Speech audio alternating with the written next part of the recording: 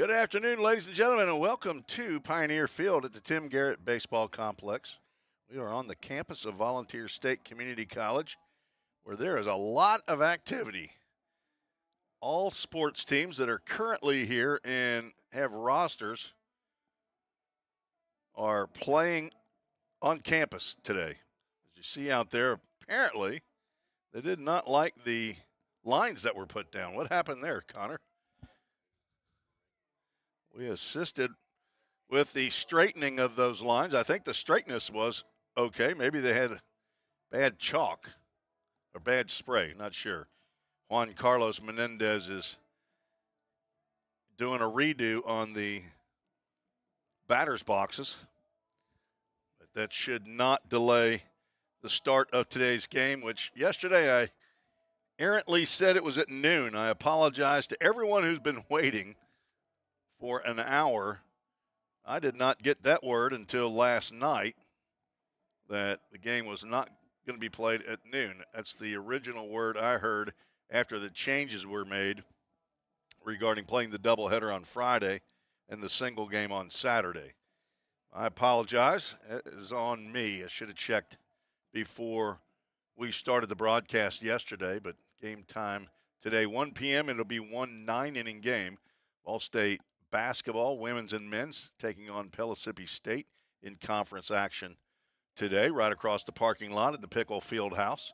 And across the campus, the Lady Pioneers softball team will take on the Lady Warriors of Wabash Valley.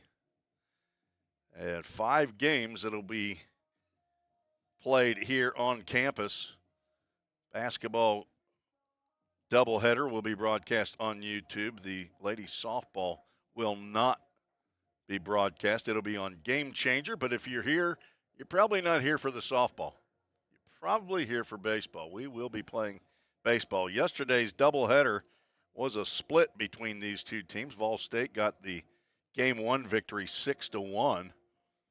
Near no-hitter by freshman Ian McCord.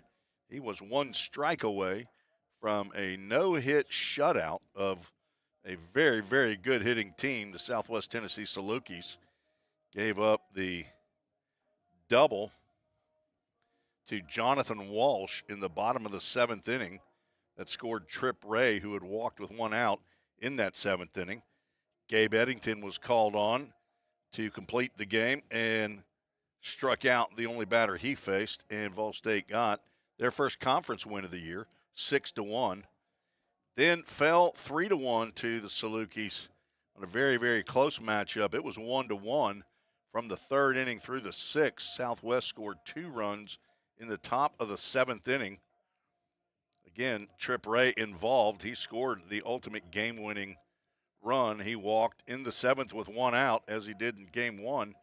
And then Chris Henson hit a ground ball right over the third base bag down into the left field corner. That's what scored Ray. And then Henson was later driven in with what turned out to be an infield single by Brady Cooper. And Vol State could not get the equalizers. Went down 1-2-3 to Tyler Wilson, who picked up his second save of the year. Troy O'Keefe, 1 inning, and he got the victory, 2-0. Gabe Eddington took the loss, although he went 2 2/3 innings, gave up 3 hits, those 2 runs.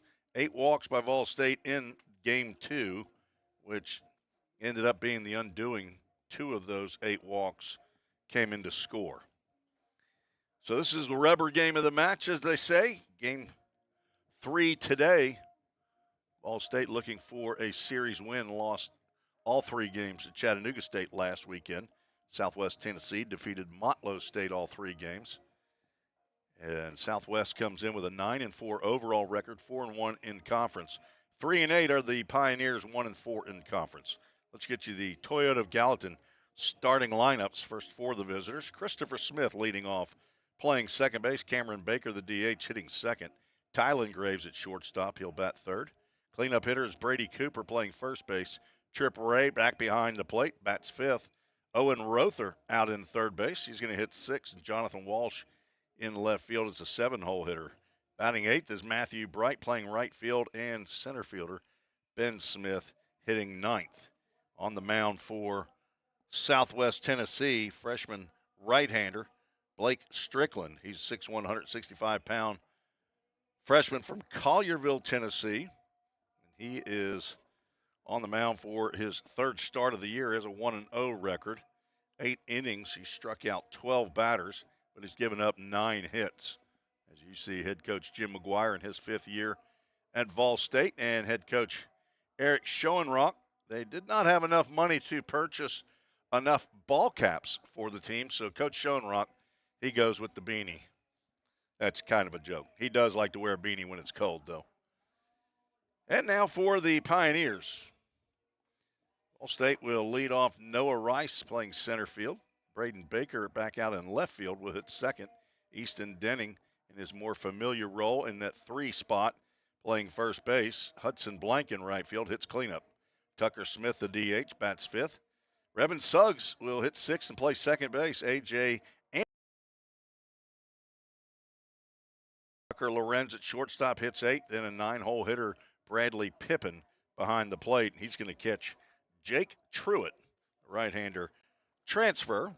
He was a semester at ETSU, formerly at Goodpasture Christian High School. He's from Madison, Tennessee, 6'4", 180-pound redshirt freshman. He's a finance major, the son of Brent and Kathy Truitt. He's got a papa in Nashville, Tennessee. And Jake got the start in Game 3 against Chat State last weekend, and now getting the start here in Game 3 of this series. He has a 1-1 record, 4 innings, 5 hits, 5 runs, 5 earned runs, has walked 5, struck out 1, and got the win against Glen Oaks Community College in the first home game of the year. Went 2 1/3 innings in that game, gave up 2 hits, no runs, walked 1, struck out a batter. And he will take on the task of giving the Pioneers a good start here in the 9-inning game to try to pick off a Game 3 here in the TCC AA. And the umpires have arrived. Matthew Bass will be behind the plate, and Wayne Seeley on the bases for this 9-inning contest. The Pioneers in their baby blue jersey and white pants are taking the field. We will take a break while the national anthem is played here at Pioneer Field. And we'll be back right after this. You're listening to the Vol State Sports Network.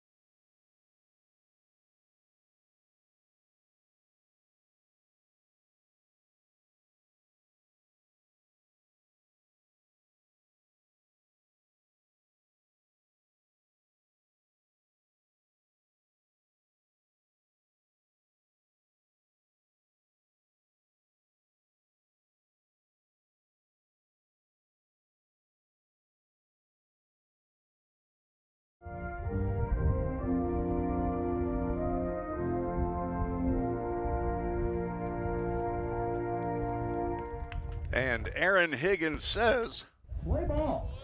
Play ball. Good to have you here on a sunny but windy day here in Middle Tennessee. Parents, grandparents, friends, neighbors, acquaintances, everybody here to watch Ball State take on the Southwest Tennessee Salukis in the second conference series of the year. Third base coach will be Wyatt McKnight for the Salukis. First base coach Jared Kirkman. As head coach Eric Schoenrock, he's got a plethora of assistants from the coaching staff. Pitching coach Jake Frederick in his first year. Lane McCarter, the bench coach.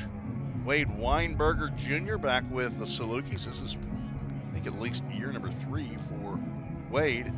Their director of ops is even here, Morgan Collum. Enjoyed doing the conference basketball tournament down at Southwest Tennessee last March. And in less than a month, get the pleasure of broadcasting the conference basketball tournament from right here on Vol State's campus. 20 games in 5 days.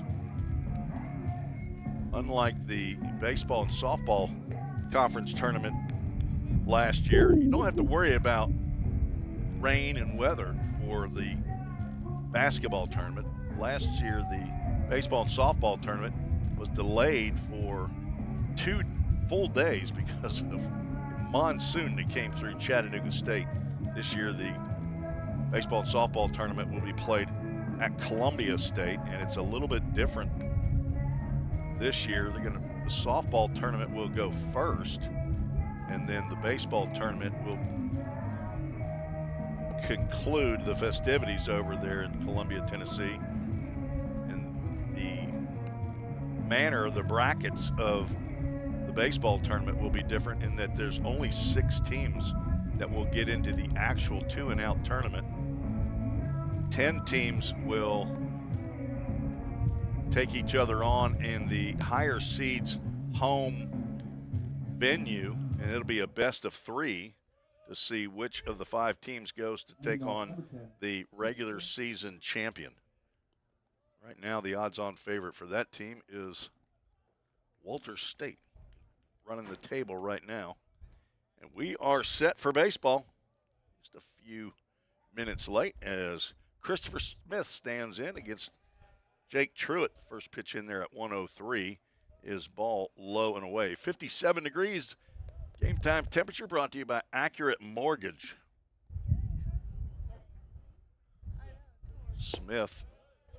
Don't know how confident I feel with the information that I got before the game. I asked one of the Southwest Tennessee players.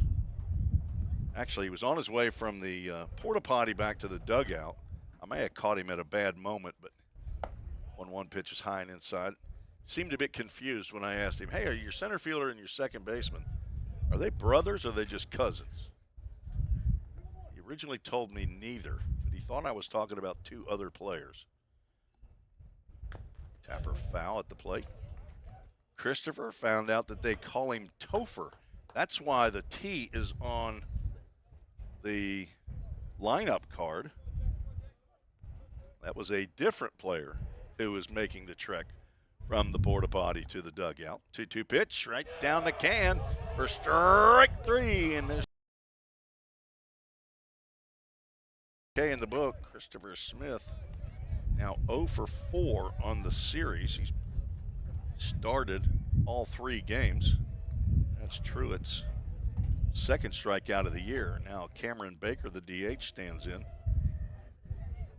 Southwest Tennessee did win a game, but they only collected 5 hits on the afternoon.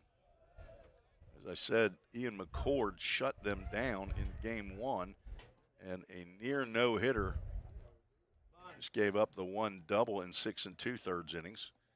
And Southwest won game 2 with only 4 hits.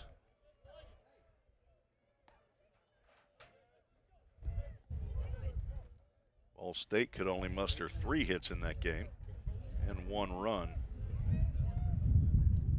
Pioneers had 8 hits in game 1 to go with their 6 runs. 2-0 pitch, breaking pitch in there for a called strike. Same gang back up in the press box. Tyler Zeligman, handling the pitch chart. He's a associate member of the press box gang. Lifted out to right field. Hudson Blank over. The wind is still moving it, and he makes a somewhat diving catch on his knees. Made the catch and then went down to his knees. The wind is blowing straight in as it stands right now, but it looked like that ball was blown a little bit toward the foul line, and Blank makes the catch for out number 2. Now, Tylen Graves, the shortstop, stands in. He went 0 for yesterday, 0 for 6. He played a solid shortstop, the 6'4", 200-pound sophomore from Bartlett, Tennessee. Good-looking player. Tylan Graves did draw a walk in the doubleheader yesterday, and now he steps out. Got probably some dust in his eyes. You got to have a reason to step out of that box, otherwise they count it as an offensive timeout. You only get so many of those. 2-0 slider in there for a called strike. Slider, correct? That's what he calls that. All right, we'll get our pitching report from Tyler Sumner with Ascension St. Thomas right after this pitch. 2-1. Grounded, chopped. That's going to go foul. A.J. Armstrong sees that one go by. So Tyler Zeligman, tell me what Jake Truitt throws. Got a fastball, a sinker, a slider, and a cutter. Those cutters always get me. Whoa, whoa, whoa, whoa, whoa. We're going 2 hands almost here, giving signs. 2 balls, 2 strikes. Looked like a change up there.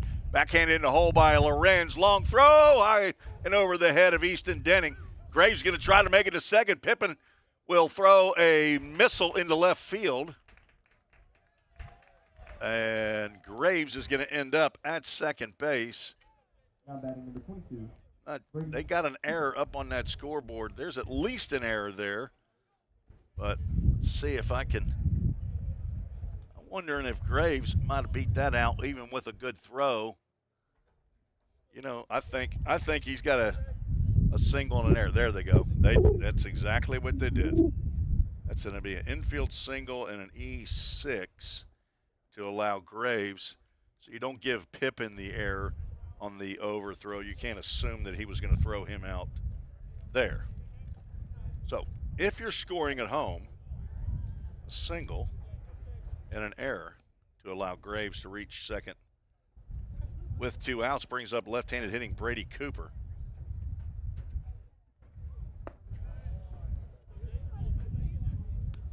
Cooper is 6'1", 190-pound freshman. Teammate with Drew Moorhead, Aiden Smith from Rossview High School, I would assume. Brody Prairie, who former Pioneer, now at Pellissippi State. Ground ball to Lorenz, going to get another chance. Gloves, and this is a little easier throw, and he retires Cooper. 6-3. Again, if you're scoring at home, I need to know. Send me an email at treesports@gmail.com. No score. We're heading to the bottom of the first. You're listening and watching the Vol State Sports Network. Have you ever wondered what happens when you click Buy It Now? A whole series of transactions take place, from the manufacturer to your front door. That is logistics and supply chain management. At Vol State, we offer end-to-end supply chain courses. Going into the future, our students need to understand these processes. A lot of business is dependent upon getting a product on time. Students here at Vol State are able to leave here with that knowledge. Because the supply chain Is counting on me. We're all working in the cloud. But what really is the cloud? If you start pulling back the clouds themselves, you find out it's an infrastructure. Computer science is really computer engineering. Right now, Middle Tennessee is quickly becoming a growing tech hub with several IT companies that are looking for skilled workers. if you're pursuing the CIT program at Ball State, you're preparing yourself to fill those positions. Tim Reese, Connor Cantillo, the director again today, and Aaron Higgins, the PA DJ. The press box gang up here, three-man crew, getting to know each other here at the beginning of the season. So far, so good is Tyler Zeligman, who first home game, he was down there and right behind home plate, but realized that especially at the beginning of the year, it's a little bit more comfortable up here in the press box than it is down there outside in the element. So he has kind of commandeered the seat to the far left up here in the broadcast booth in the soon-to-be condemned press box, which holds a very dear place in my heart, honestly. 5 years now at Vol State. The first year, this was not a desirable place to broadcast from. There was windows you couldn't look out even when it's 32 degrees, Connor. You had to raise every window just to see out. And if a ball went high, you couldn't see it out the window because it was all clouded up. We had to get these new windows that were installed by MGM Industries. My buddy Joe Gaskins here in Hendersonville, Tennessee. His son-in-law, Patrick Stewart, came in and did a fantastic job installing these custom windows. Noah Rice stands in to face Blake Strickland. Righty versus lefty, and Rice offers at the first pitch off of the disrepair. No, it's not the correct word. The screen that is right in front of the Vol State dugout is in disrepair. Chopper to second. Christopher Smith underhands to Brady Cooper for out number one. Something happened in the eye bolt pulled completely out of the dugout brick wall. Now the netting over there is just hanging loose, so you don't want to stand behind that portion of the netting next to the dugout between the stands and the dugout. Braden Baker stands in. He looks at a called strike on the inside corner. Matthew Bass going sleeveless behind the plate, as is Wayne Seeley down there on the bases, but he's got a little top on. It is windy, kicking up 17 miles an hour, according to a weather app that I use. Now 19. Baker chops one foul just past the Pioneer dugout.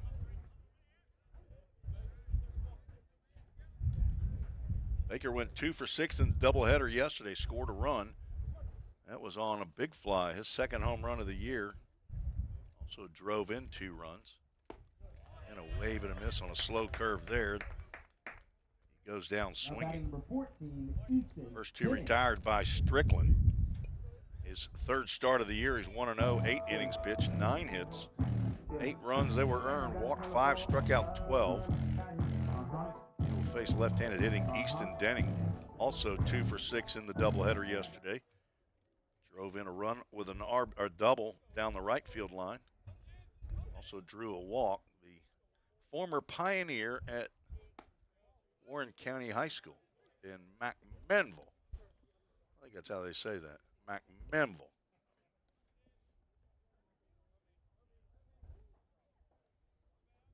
I'm one of those Yankees that came down south and stayed. Denning takes fastball in the inside corner.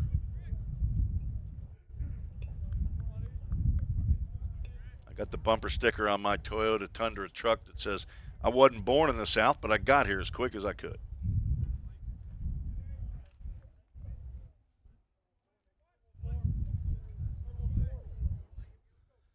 Wind now blowing from center field over toward the All-State third base dugout. Strickland tried to step on a fastball there, and it landed high. I think the Lady Pioneers begin at 2 o'clock across campus at the Nichols Softball Complex, as do the Lady Pioneers basketball team. Breaking pitch stays up and out, and the count goes 3-1. And a big thanks to the Cantillo family from yesterday. Huge thumbs up and appreciation from the Press Box gang for feeding the crew at between games. Denning turns on that one, but he turned a little bit too quickly. Smashes one into and out of the Salukis bullpen. And we'll have a Full Count Ministries full count. We will have a Full Count Ministries verse of the game at the end of today's contest. Thanks to Full Count. We've added another camera to the broadcast. We'll show you that a little bit later. Full count pitch. That's a full count first pitch foul. We probably could have shown it to you right there, couldn't we? Yeah, we'll wait. We'll let the people out there just, the tension mount. Where is that camera going to go? We've got room for 8 of them. We got 5 holes plugged back there right now. Full count pitch. It's on the inside corner at the knees. And back-to-back strikeouts for Strickland. Easton thought he had him a walk, but that was a good pitch there by Strickland. 1, 2, 3. Down go the Pioneers. We are headed to the second. No score. Cybercrimes take place online, and companies need more well-trained workers to stop it. Vol State is training me to help combat cybercrimes in the future. We're training them for those type of jobs that are out there. Vol State CIT programs prepare students to earn industry standard certifications within the IT industry. I choose Vol State because the future needs me now. My story could be your story.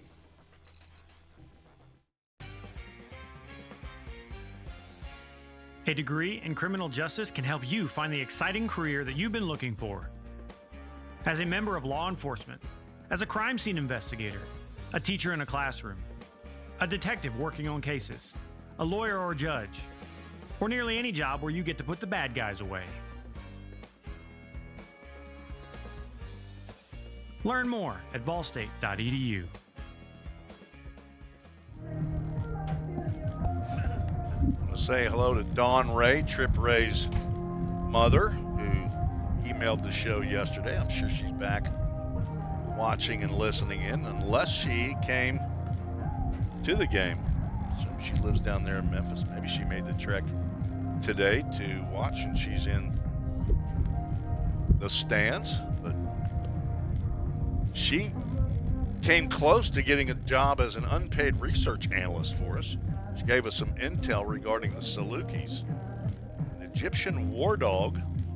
Of course, Memphis is a name that you're going to see in the country of Egypt.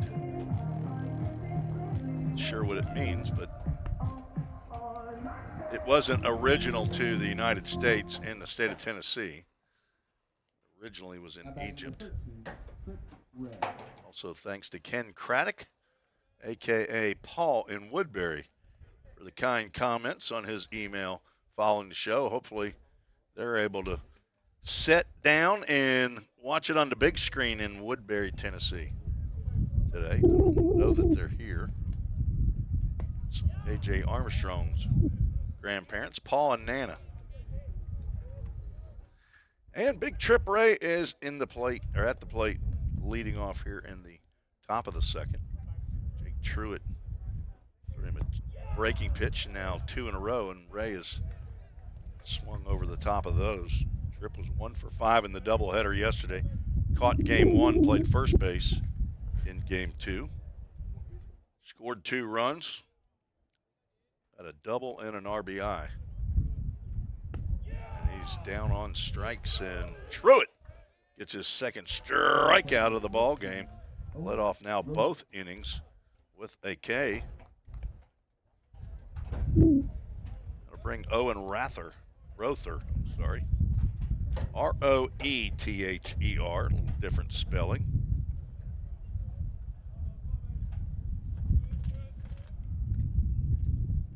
Are they the team that also has another one that starts with a W-R?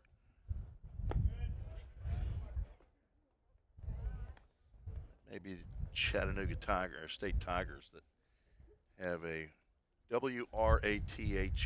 I would assume that's Rather. Owen Rother playing third base, batting 6th. Truitt catches the corner there. Rother played in one game, went 0 for 3, struck out all 3 times he came to the plate. Had to go back and ruminate about that as he was in his hotel.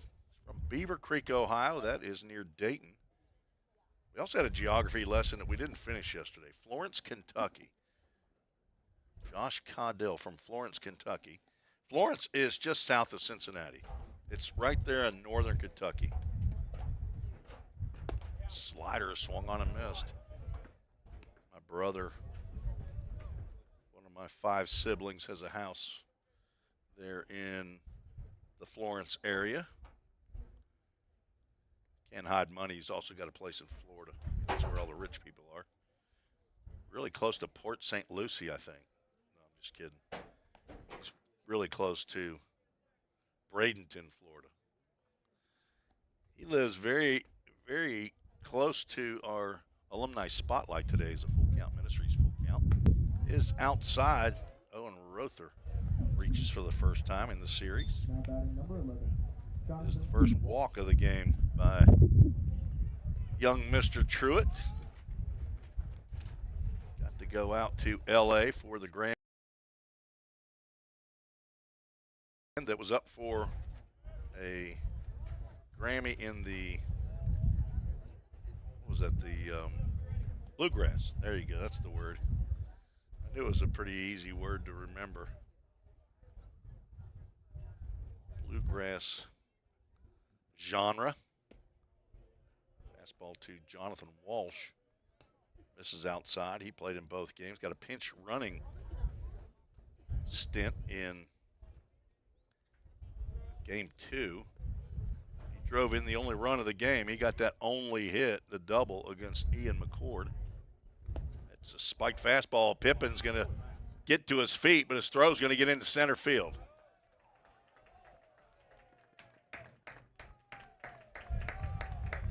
So not a stolen base, as the runner was not running on the pitch. That actually reaches on the wild pitch and then goes to third on the errant throw by Pippin. So he did not take off till he read the dirt ball. Now a runner at third with 1 out.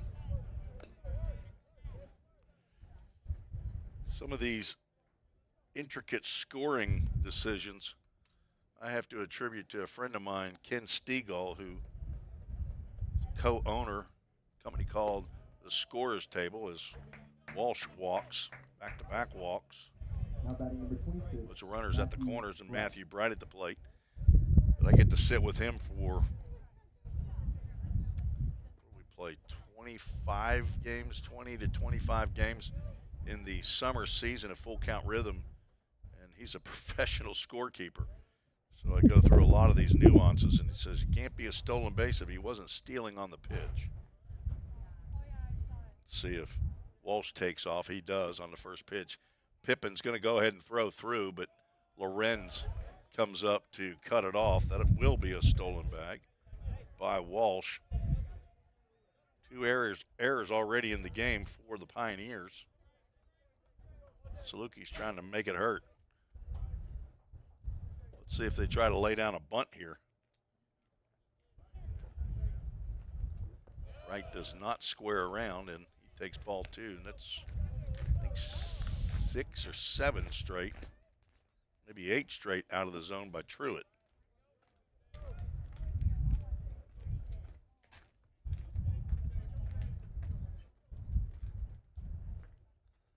Ground ball foul down the first base line. Had extra bases written all over it.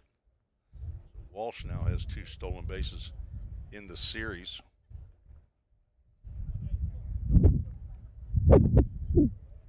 Three out of 4 for him. Right, 1 for 7 in the doubleheader yesterday's ground ball. Gonna be a tough play for Denning, and he has to go under his glove. He tried to charge, and he couldn't come up with it. Blank's throw to second is late. Wright reaches, he'll get an RBI, but will reach on the error. Second error of the inning. that allows 2 runs to come in. Southwest Tennessee leads 2-0.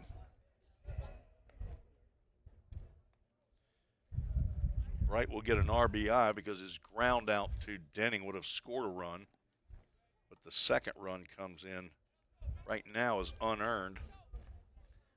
Could be earned depending on what happens the rest of the inning. Ben Smith's at the plate. Takes a breaking pitch outside. No hits in the inning. Inning started with a strikeout. One of the top hitters in the league, Trip Ray, but then a walk, a wild pitch, and an error moved Rother to third. A walk, a stolen base moved Walsh to second. Now a ground ball to Denning, kind of in between hops. Didn't know if he should stay back. I think he thought that if he charged it, he might be able to throw the runner out at home. Just spitballing here about what was going on in his mind, but there's a line drive. That's going to get out into right center field, drop, and should score another run as Smith gets his first hit of the series.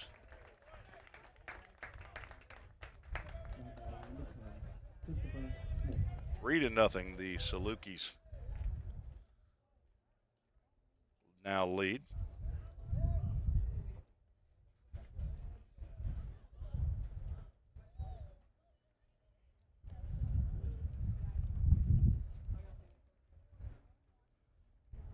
That single now makes the first 2 runs earned as Bradley Pippin goes out to have a chat. And there's a left-hander warming. I believe that's Owen Boswell. Boswell getting loose here in the second inning. Back to the top of the lineup, Christopher Smith, who struck out looking his first plate appearance. There's our 5th camera right there. The bullpen. Fastball. Missed somewhere. Truitt's wondering where that was. Pippin picked that one like he had caught that one right at the knees of Smith. What I didn't ask is whether or not they're twins. I would assume they are. Christopher and Ben. Let's see. Ben's a sophomore.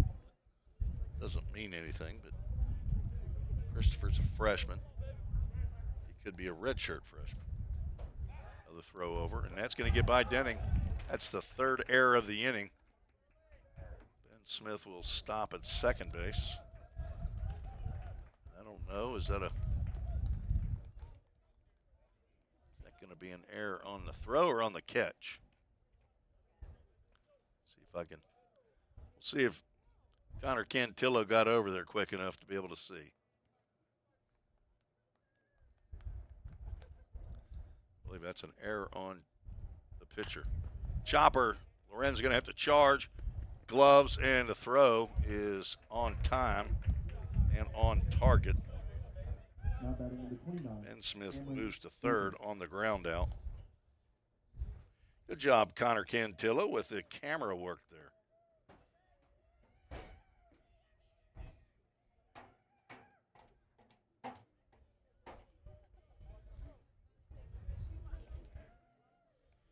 Cameron Baker flew out to right field on a half dive by Hudson Blank. Half slide on the knees. Put a partial star by that play in that first. 3 runs in the inning for Southwest Tennessee. Swing and a miss on a changeup.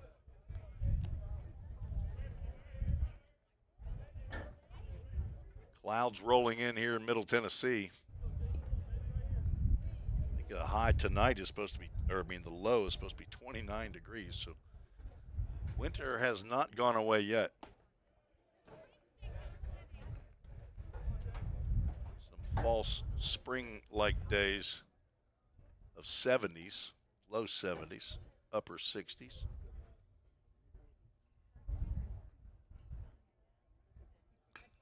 Popped up in the infield. This should end the inning. A.J. Armstrong calling for it. He's still calling for it, and he makes the catch. Truitt gets out of further harm, but 3 runs. And I'll have to check earned or unearned. There were 3 errors, 1 hit in the inning, and 1 runner was left aboard. Head to the bottom of the second. Ball State trails 3-0. Hey, Jake, that personal price you gave me was a home run. I can't wait to give you some free baseball lessons. Man, I'm really excited about this myself. But you do realize the thing with Toyota of Gallatin is everybody gets the personal price. It's what makes us special. Wait, what? Everybody gets it? Everybody gets it. Let's play ball. Okay. Jake, you ready?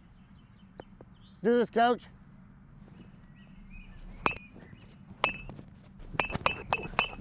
Hey, Coach, this is pretty easy. We'll see about that.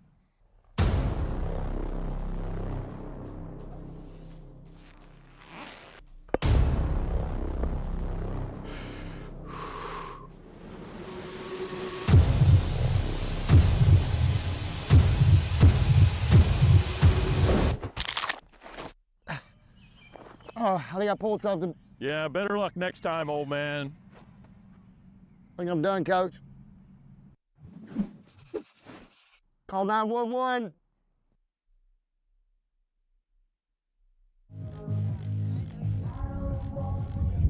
We've had another delivery to the press box, and smiles all around. I mean, one of the best business decisions Tyler Seligman ever made was to come up from the stands. Yeah, you want to go ahead and redshirt? Tyler says. I mean, he's just out for just maybe another more week. Is that right? A couple more weeks. And then he can get out there and play, but he might go ahead and redshirt this year. Kim Meadows, mother of Bugs Meadows.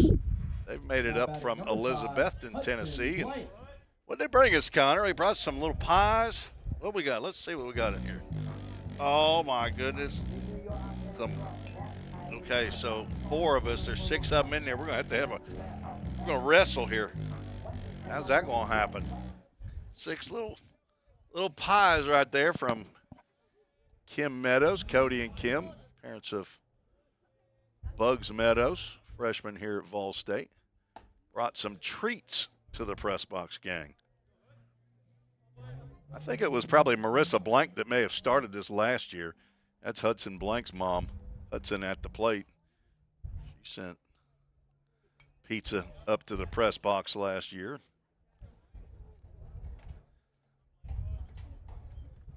Folks are going to ruin us up here. Like I said, you're going to end a career for college baseball for Tyler Seligman. Oh, by the way, he is gluten-free though, so he can't have them. So that's 6 for the 3 of us.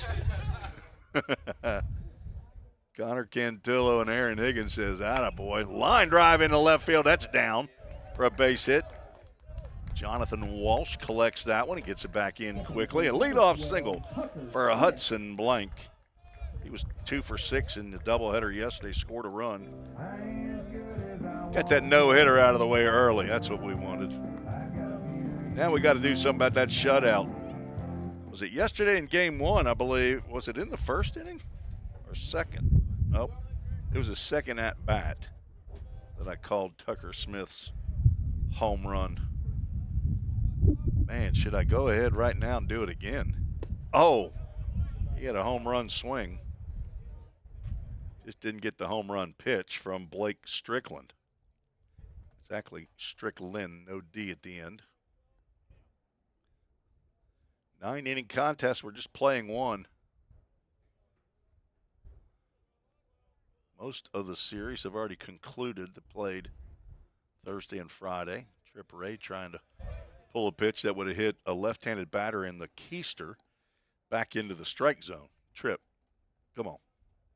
Matthew Bass is young, but he's not that young. Behind the plate. Chattanooga State finish up their 3-game series with a single game today at Jackson. I'm sorry, that's a doubleheader today. They only played 1 game yesterday. See if they ever posted anything as to who won that game. I'm assuming it was Chat. 18-6, pretty safe assumption. Chet State defeated the Green Jays. 2-1, misses low and away.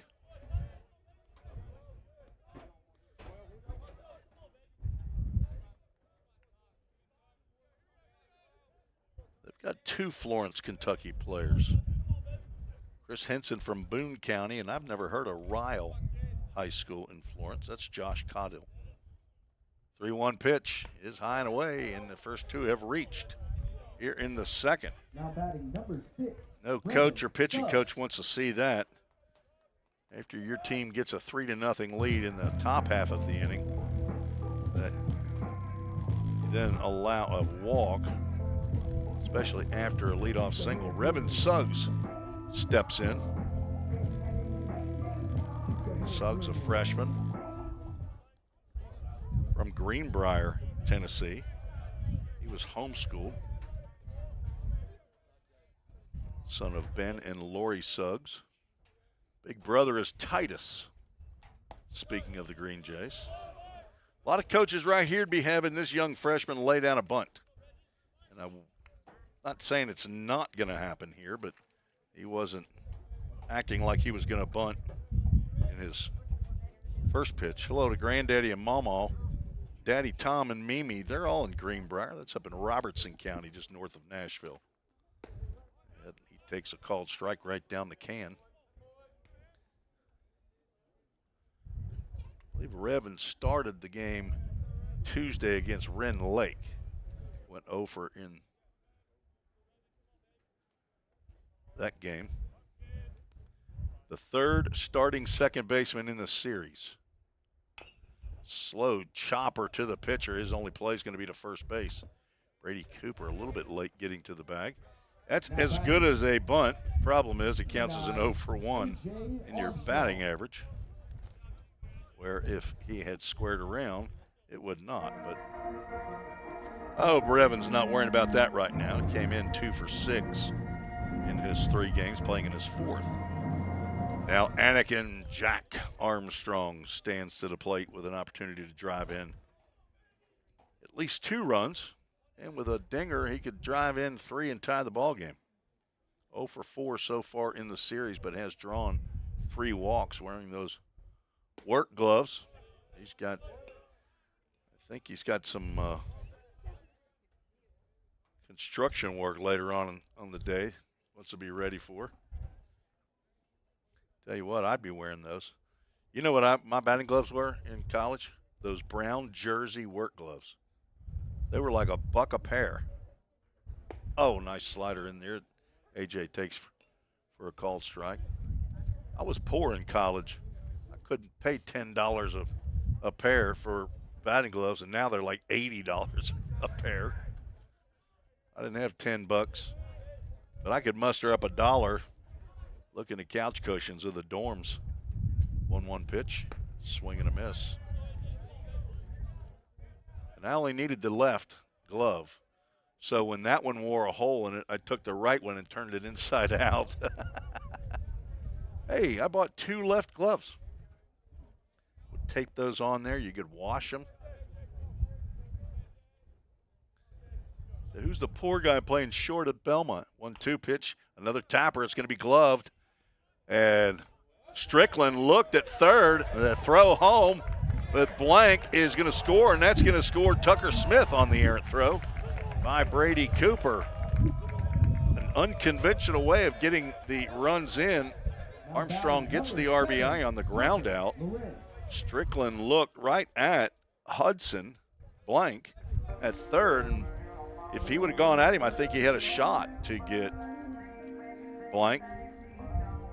But Hudson, as soon as Strickland took his eyes off of him, he took off for the plate. Brady Cooper could not turn it quick enough to get it to Ray at home, and his throw got by the catcher.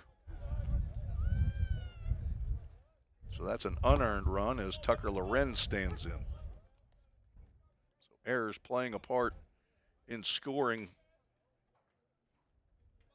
so far. 3-2 is the score. Line drive, softly hit to his counterpart, Tylen Graves. And Lorenz still 0 for the series. 2 runs. And let me see. I'll have to work on that. They may both be unearned. There was one hit, the leadoff single by Blank. One big error, and no runners left aboard. 3-2 is the score. Southwest Tennessee leads. Every day, all around the nation, people find themselves in need of a hero. Fire and emergency medical responders are those heroes we need. They make the difference between life and death. If you desire to make a difference in your community, Ball State is leading the way in training everyday heroes. We offer EMS, paramedic, and fire science programs. Spring 2024 enrollment is now open. Visit ballstate.edu to learn more. The demand for mechatronics professionals is on the rise. Students get to earn a wage and college credit simultaneously via our work-based learning program.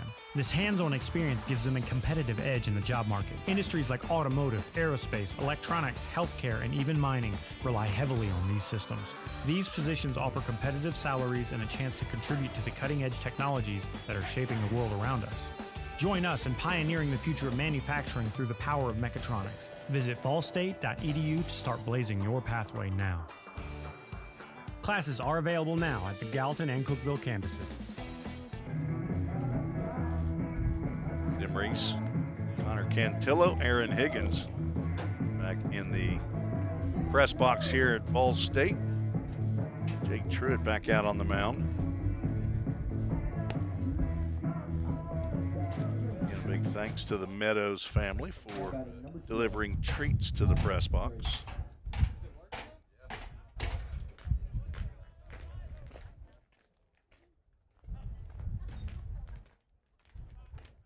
Like the home plate umpire, had to get my little notebook out, keep track of who all's sending us treats, as Tylen Graves could not hold up, and apparently he could, says Wayne Seeley, the base umpire. Started to go on a breaking pitch, but deemed not have offered at the pitch. Graves, infield single. Looks at a off-speed pitch that just died when it got to the plate and falls in for a called strike. He hit ground ball to the hole, nearly the same spot. Lorenz's throw is in time. So each shortstop has been retired by the other shortstop in back-to-back at-bats. Graves now 1 for 2. Dawn Ray did send an email, but it'll be her last email because she thinks she's bad luck for Trip Ray. She said she had to stay back in Memphis and handle other motherly duties. I don't know how many Rays there are down there in Memphis, but probably got another player down there. High school scrimmage. High schools are not playing real games yet. That'll come mid-March, getting the scrimmages in. Breaking pitch, let's say outside corner.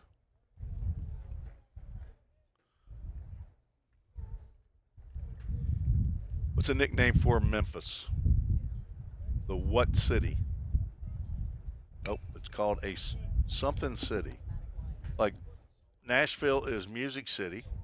Soul City is, I've not heard that. Yep. They play blues down in Memphis, right? I mean, you said blues, but I think I've heard it as the Bluff City. Yeah, but of course, Dawn Ray's not going to, she won't email anymore because it's bad luck. And if only there was somebody else down there in Memphis that could help us out. Research analyst, research assistant. 2 balls, 2 strikes to Brady Cooper. Lines that one out of play. That will get a car or truck in the parking lot. That parking lot between the baseball field and the Wesley T. Pickle Fieldhouse is going to be full today with doubleheader basketball action, baseball, Swing and a miss. Truitt throws a soft changeup low and away to the left-handed hitting Brady Cooper, who was not too pleased with himself for swinging at that pitch. That's the third strikeout of the game for Jake Truitt. Now retired 4 in a row, and the young Trip Ray steps to the plate. Slow roller down the third base line. It will never be fair. It's a foul ball. Tripp's just getting steps in. That's what a 6'4" catcher likes. Taking his time coming back to the plate, though. Who thinks he's going to bust into a jog? Nope, none. 0 zip. Tripp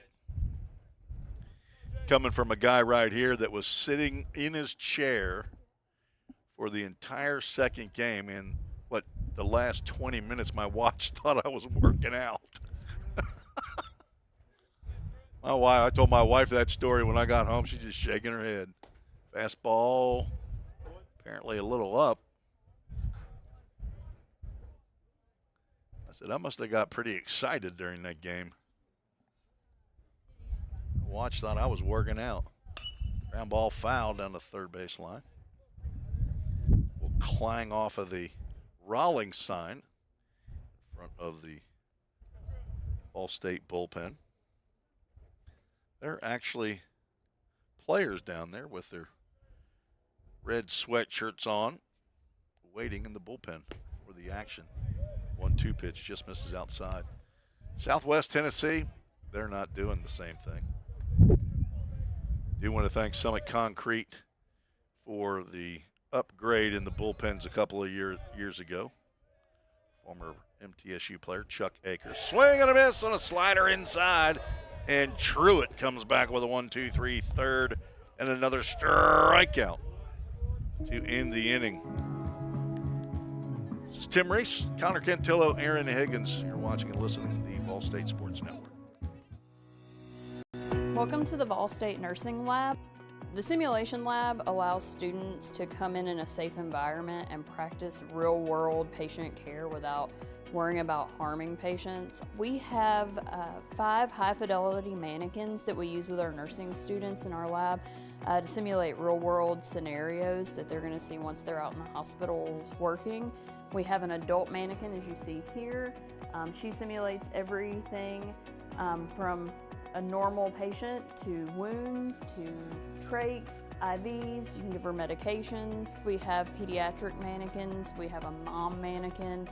We also have other models where students can start IVs. They can put tubes and drains in. They can remove tubes and drains, do wound care. Also, if we lose clinical placement, then students can still simulate those real-world experiences in the lab to get the same experience and be prepared when they graduate and enter the workforce as a nurse.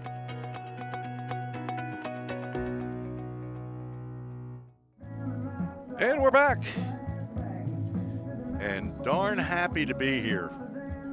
Said earlier that this is the last year before the press box is going to be demolished. They're going to put up a whole new building, and if you've ever been here to Pioneer Field Tim Garrett Baseball Complex, we have porta potties here. And Dr. T said we're done with porta potties here at the baseball complex. We got to have some real concrete. And so press box will include a concession stand and a men's and women's restroom. Then there'll be a pavilion off of it. It's going to look good. It'll be very nice. Should be hopefully plenty of room for the press box gang. Find out if Tyler Zeligman wants to come back. Bradley Pippin chops his first pitch he sees. That's going to get into the glove of the third or shortstop, under the glove. As Brady Cooper is down. I don't know if he and Bradley Pippin connected. That's an infield hit for sure for Pip. But Cooper is down. See if Brad Swope, he may be otherwise engaged. Justin McKinney, also trainer here for 12 years. Brad Swope is here at the baseball park, so he comes out of the dugout, and Cooper is now down on his back. See if I can see what happened there. You can go back on YouTube as well. No, there was no contact. I wonder if he pulled his lower back reaching down for that ball. That's what it looks like to me from a guy who has a bad back. Cooper's on his back. Swope, Brad Swope, the trainer, is out to check on Cooper. Looks like we're going to get a change. Big man out there on the field already.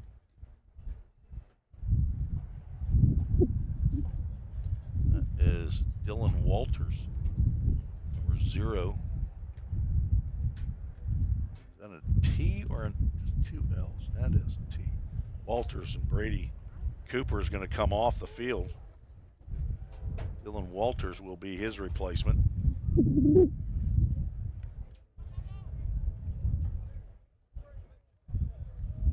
Hope he's okay. Again, it might be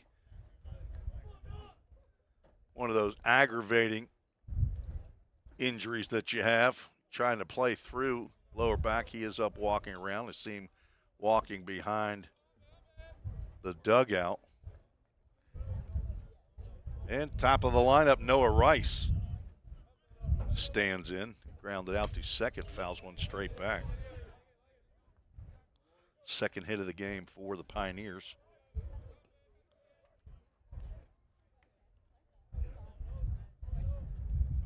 Rice, 5'11", 180-pound redshirt freshman, transfer from Belmont, the son of Jacoby and Karen Rice, brother to Eli and Silas, grandson of Granddaddy and Nana, and Meemaw is a throw over to first base. Granddaddy, Nana, and Meemaw, all in Gallatin. I don't think they're all in the same house. Granddaddy and Nana probably in the same house. Meemaw probably has her own place. Station Camp High School graduate. And a ground ball to second. He can't keep it off. Smith over to second for one and on to first. Rice beats that out. That was a close play at the bag. A little bit of a slow roller. It allows Rice to beat that out. So one out, and runner at first base brings up Braden Baker, who struck out on a breaking pitch. First time he came to the plate.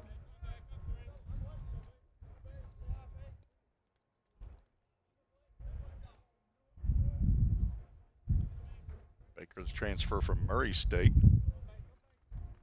Murray State went to the College World Series last year out of the Missouri Valley Conference.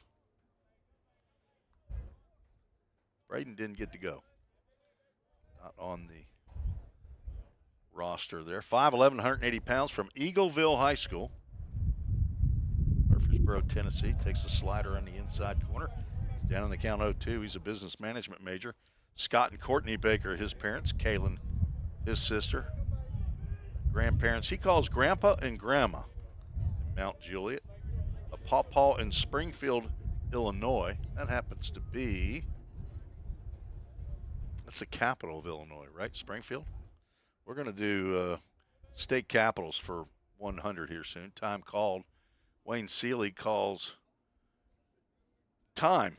And he says it took too much of it. So that would be a ball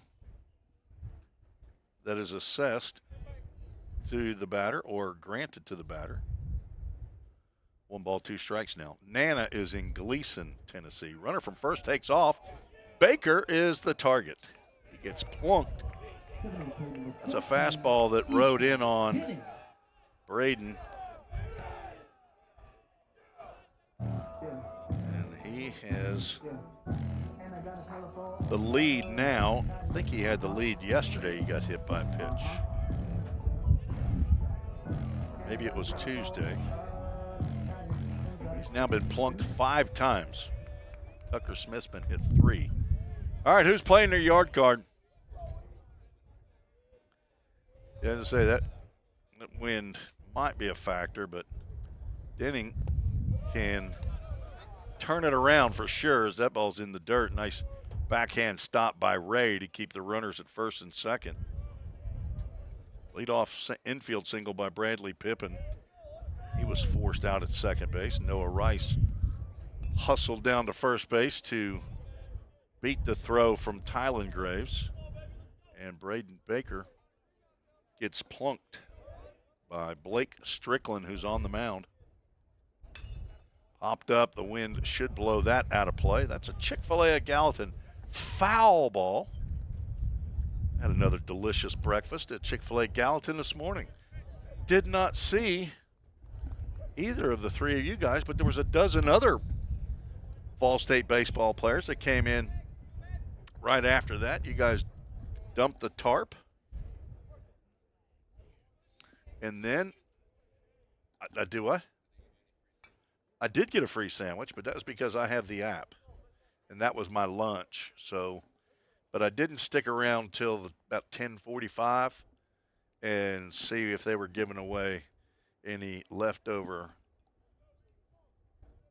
breakfast sandwiches like I did yesterday. Sorry, Connor. 1 ball, 2 strikes to Denning. 1 out, 2 on. Bottom of the third. That is got around on that one. That is another Chick-fil-A of Gallatin foul ball. Appreciate Greg and Mary Garrettson, the owners of Chick-fil-A, as my grandkids in Mississippi say. They call it Chick-fil-A. 1-2 is high and away. I love some of the words that my grandkids make up. My favorite word now is, where do you go? What do you call a cinema where you go watch a movie? What do you call it? A what? A movie theater? Okay. Movie theater. My grandson combined that. It's a movie-ator. 2-2 pitch. Tapper foul. Gabe Jennings is going to effort to make that play. Skate save by Gabe. 5-year player at MTSU. I believe he went to Lebanon High School. I believe that's what I recall. I'm just going to tell you that's what I recall. I believe it's right. Count remains 2 balls and 2 strikes. Drills another one foul. He's losing baseballs left and right. Easton, we got a baseball budget here, buddy. You are blowing it. We're going to need some more support from area businesses. $9 a baseball. Although Coach McGuire might get a little better deal over there at hit after hit from Lem Pilkington. Not sure. 2-2 pitch is high. Denning trying to pick out a good pitch. Find a gap.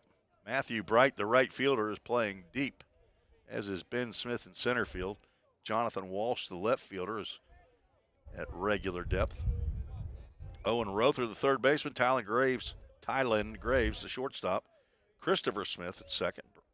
Now Dylan Walters. And a Full Count Ministries, full count is fouled back. Another Chick-fil-A at Gallatin foul ball.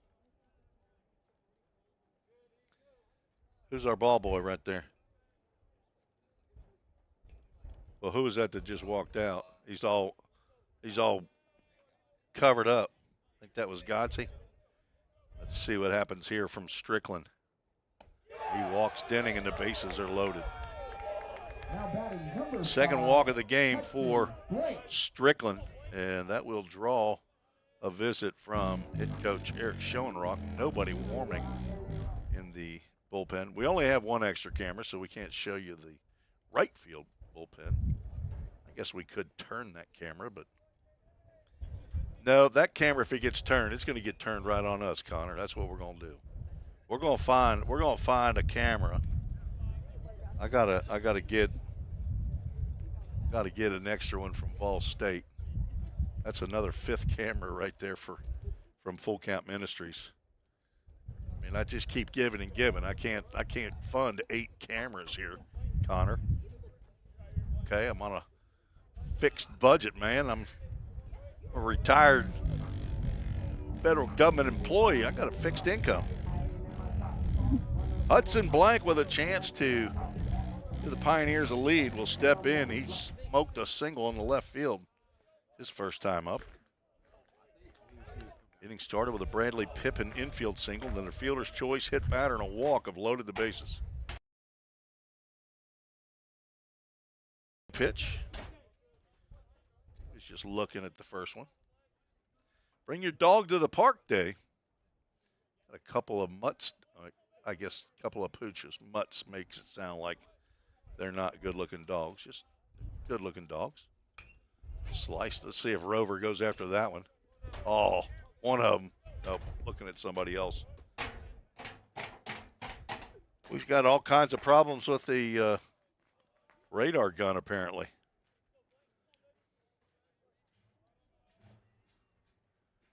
Tyler getting a visit from his supervisor, Trevor Mootsie, the pitching coach.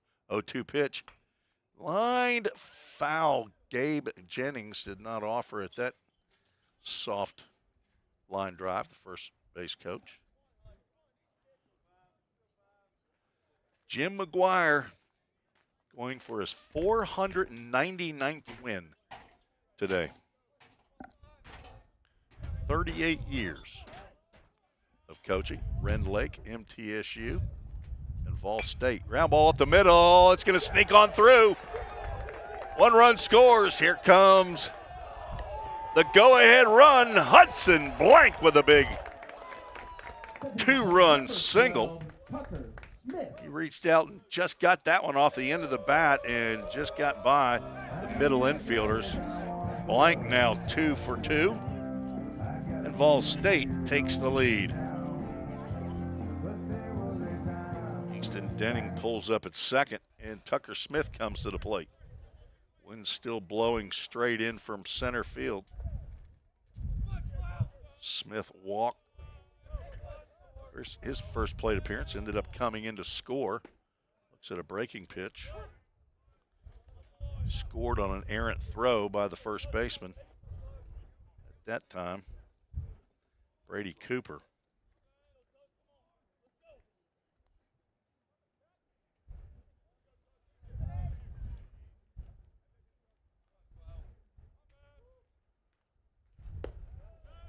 Wave and a miss.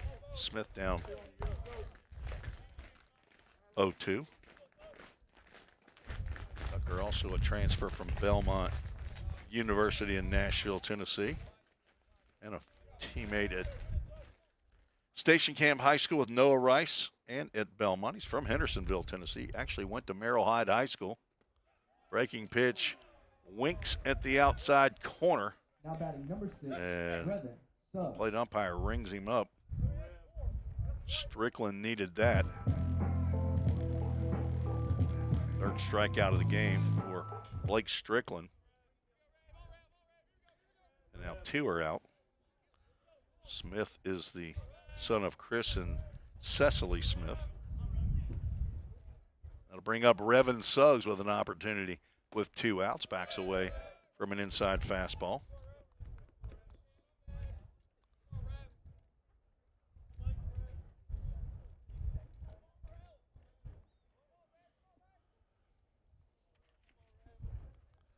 Revin had a tapper right back to the pitcher,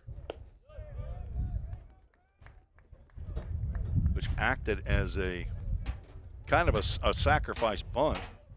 It was a high chopper, and Strickland did not have a chance to get a lead runner, which was Hudson Blank at second and Tucker Smith at first, so they ended up at second and third when A.J. Armstrong hit another chopper. They're going to try to get the runner at second. Throw back is not in time. Easton Denning says, "You're not going to get me."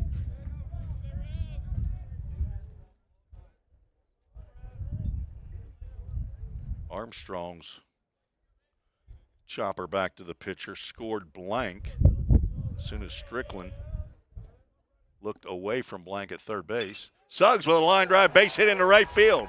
Let's see if they send Denning. They're going to send the runner. The throw from Bright is on time and on target. Denning is tug out before he can reach out for the plate. Nice throw there by Bright, and a good job by the Salukis to not cut it off. And Denning is retired 9-2 for out number 3. There were 2 runs in the inning. Vol State takes the lead on 3 hits. No errors, and 2 runners were left aboard. We're through 3, a third of the way done with this one. Vol State with a 4-3 lead. Man, thanks to that Baldwin personal price you gave me, I was able to scoop me up some new kicks. Really? I like those. You look like you're ready for a marathon now. You know, on second thought, we're always looking for some fresh talent. Have you thought about going back and playing? Really? Man, have I ever. Wow.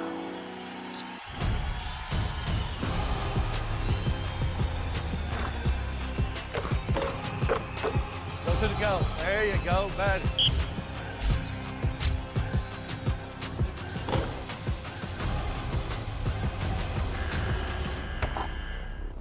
Jake. You for real, Coach? Yeah. Well, here's the thing about the personal price, Coach. Everybody at Toyota Gallatin gets it. That's what makes us so special. Well, on second thought, I think we're all booked up. Come on, Coach. For real? Give me a shot. We'll pass. Oh, come on. Wow. Hall of Famer Johnny Lynn right there in that commercial. Head men's basketball coach now, 30 years as the head softball coach here at Vol State. Former Auburn Tiger basketball player, Johnny Lynn. Played with, who did he play with? He played with Charles Barkley, and I believe Chuck, or what was the other guy's name? Was it Chuck Person? Was that the big-time basketball player at Auburn? He's a legend in Sumner County. Played high school ball at Beach High School. His son Christian Lynn is now the softball coach. Is Jake Truitt pitching now with a 4-3 lead. Starts off a breaking pitch for a called strike to Owen Rother. Wind still kicking up, coming in from center field.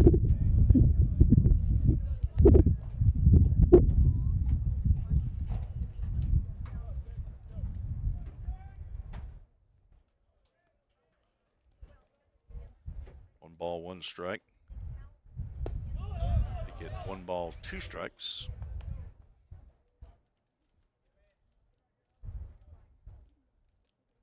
Rother swings over a breaking pitch.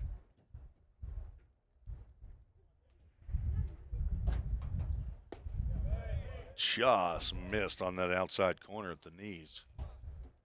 Rother walked and scored in the second. He scored the first run of the game.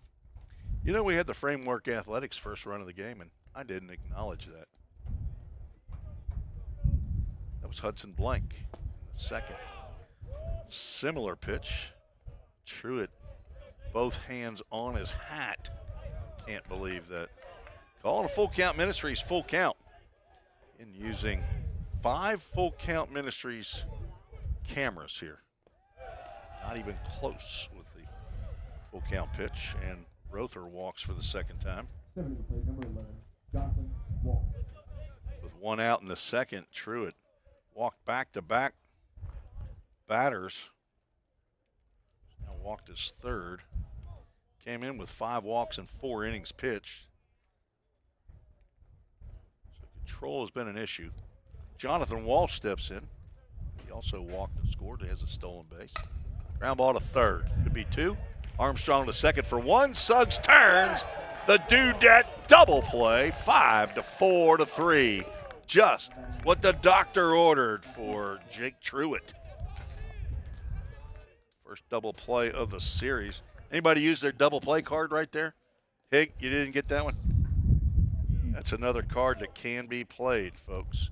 Matter of fact, you can predict anything here if you want. You can predict he's going to swing and foul it off. Wright does not swing, but it's a called strike. He reached on an error. Ground ball to Easton Denning. He was between charging or going back on it and got caught as the chopper went right underneath his glove down that right field line. 2 runs scored. One was going to score anyway. That was Rother. 1-1 pitch. Another high chopper. This will get to the Salukis dugout at first base. Jonathan Walsh runs well, so that had to be a quickly turned double play.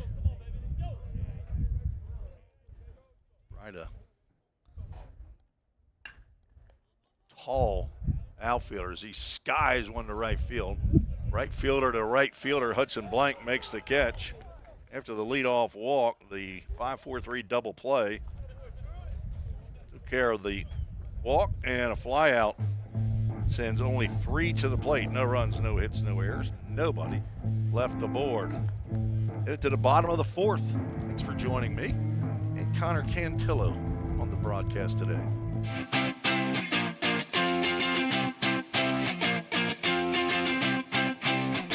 Take the step. 1, 2, 3, just like that. Take the step, the one you've always wanted to a better you and a brighter future. Choose a path to create, innovate, or educate. A path to your career. One that builds you as a person, or one where you build for the people of the future. Choose a path to save lives or check eyes, to study the human body, soul, and mind, to fight crime both in person or online, to code, market, or be an entertainment rock star. Take the step to your full potential, to everything you've dreamed of. Take the step here, there, and eventually everywhere. With the pros of the profession, the Grammy winners, the commercial producers, the engineers, the doctors. Life is full of steps, so why not make yours count? This is us. This is Ball State.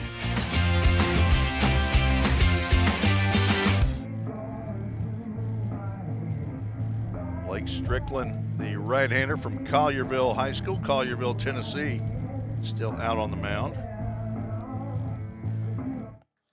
See how many on the roster they have from Collierville.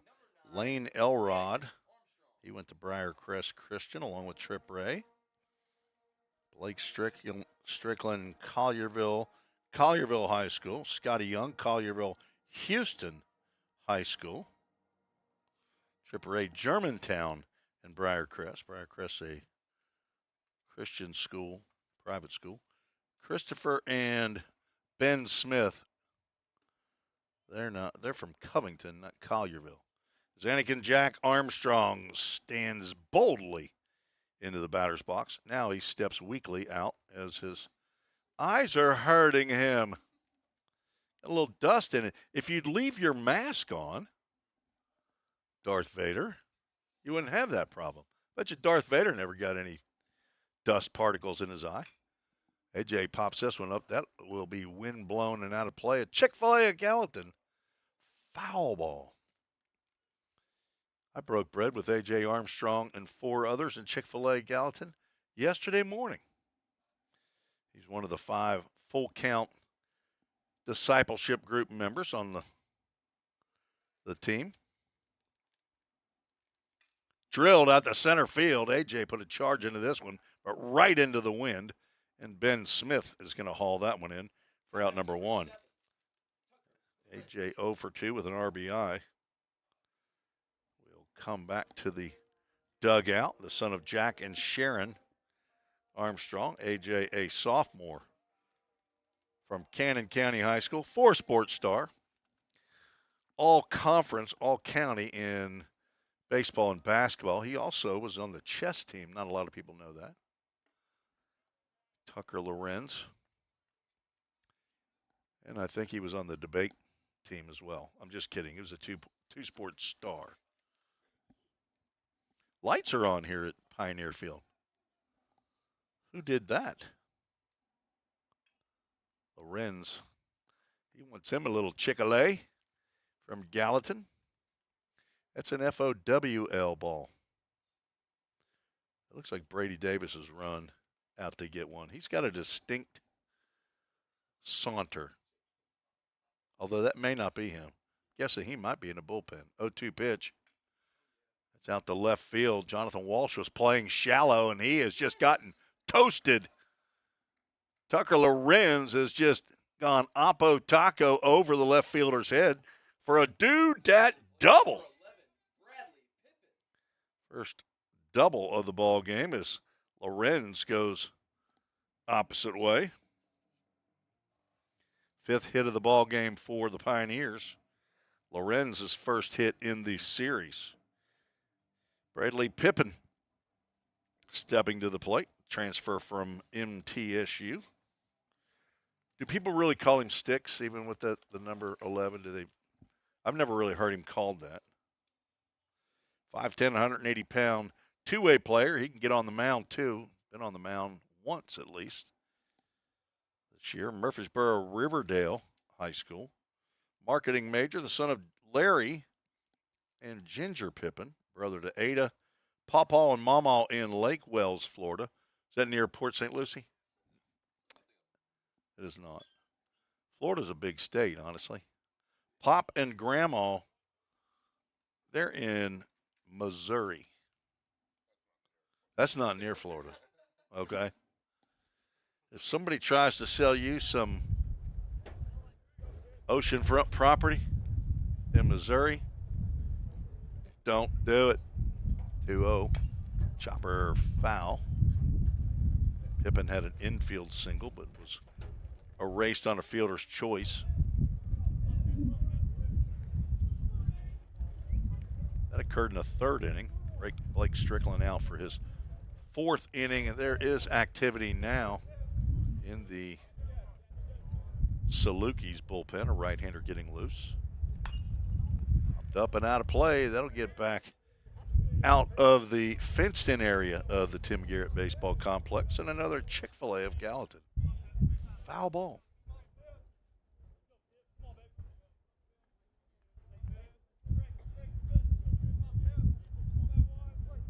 My 353rd Ball State broadcast. Yeah, 5 years. 4+ years, throwback to second. 353. After today, you can go on YouTube and find all of them. They're all there. 670th overall broadcast. I'll have 700 for long. I think I get like a pin or something. Could not hold up on the slow breaking pitch. It's out number 2. 4th strikeout of the game for Blake Strickland. On top of the order, Noah Rice stands in. A couple of ground balls to the second baseman. Reached on one. As Christopher Smith threw to second, they nearly got the double play, but Rice hustled down the first base line. Stands in with a runner in scoring position, and he's going to go that way again, and he's going to ground one into right field. They're going to go ahead and send a runner and test Matthew Bright's arm again, and a little late here. Tucker Lorenz runs a little bit better than Easton Denning, and he was able to come in and score. And an RBI single for Noah Rice. He's now 1 for 3. Second hit of the inning produces the 5th run of the ball game. Braden Baker, he's in scoring position when he steps to the plate. Not sure. It's going to be tough getting one out here at dead center for sure, but Baker sliced one out of here to left field. That was on Tuesday. Off-speed pitch low and away. Baker takes for ball 1. He was hit by a pitch. His 5th bruise of the year. He had 10 of those in the fall. I mean, he just kept getting hit by a pitch. Rice back.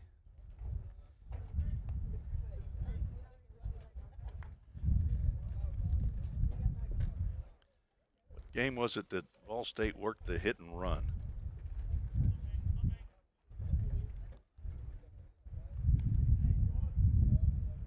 Was that? No, it wasn't Baker and Rice in game 2 yesterday. Maybe that was Tuesday. Was that Tuesday's game against Ren Lake? You do?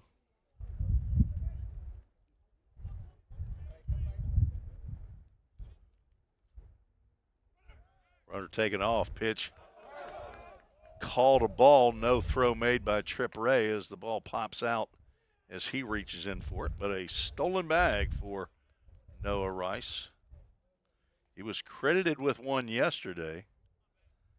And it must have been Southwest Tennessee when they put their stats into Presto that they gave Noah Rice a stolen base. But it was a double steal, runners at first and third.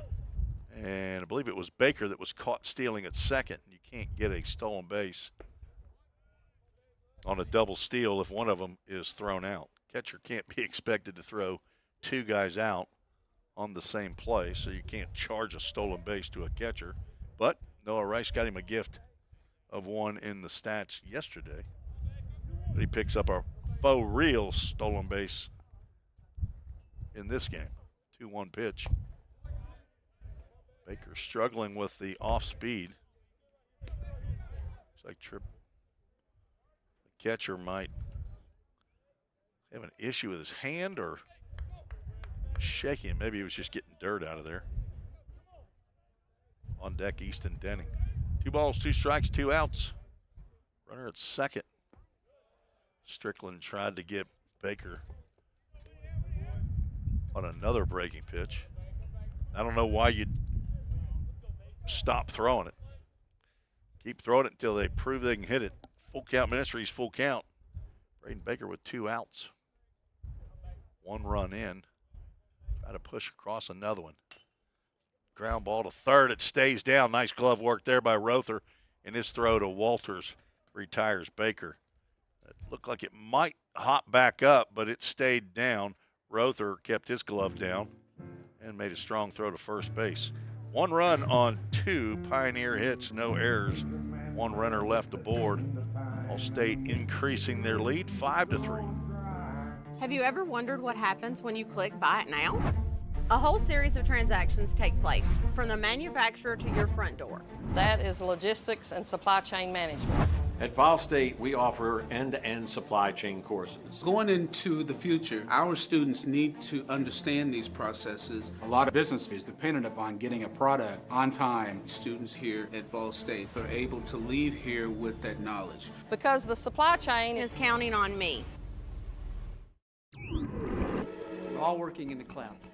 But what really is the cloud? If you start pulling back the clouds themselves, you find out it's an infrastructure. Computer science is really computer engineering.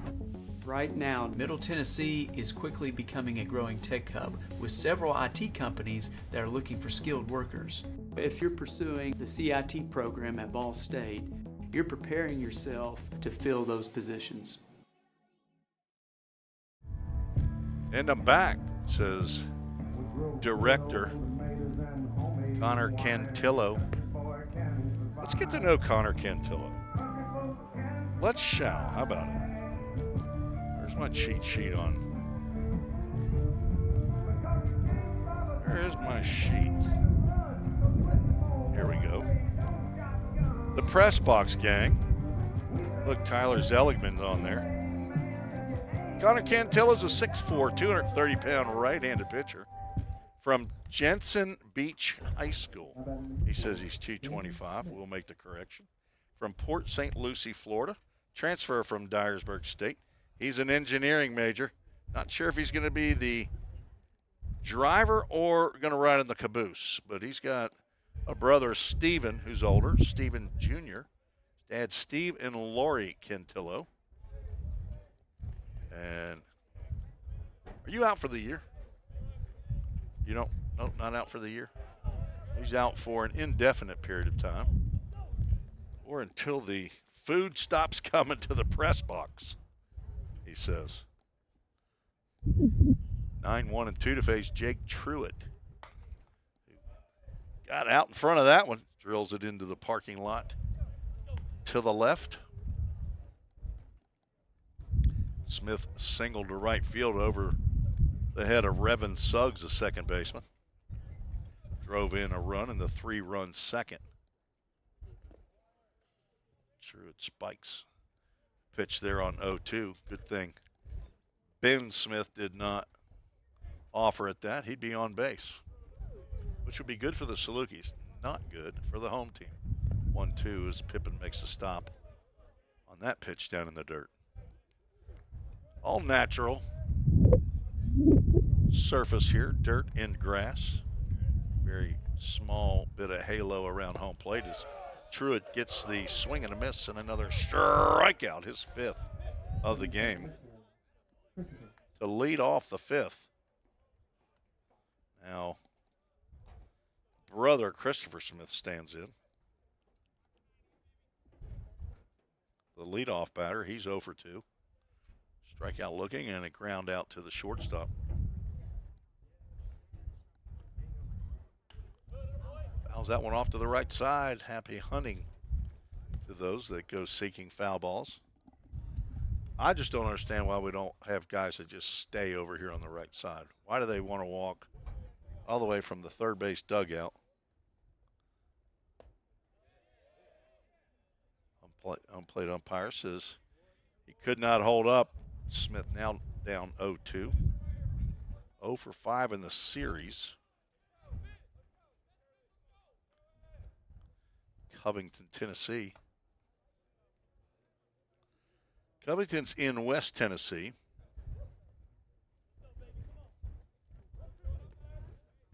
I'm trying to think, is that exit 56 down there on I-40? Slider just off the plate.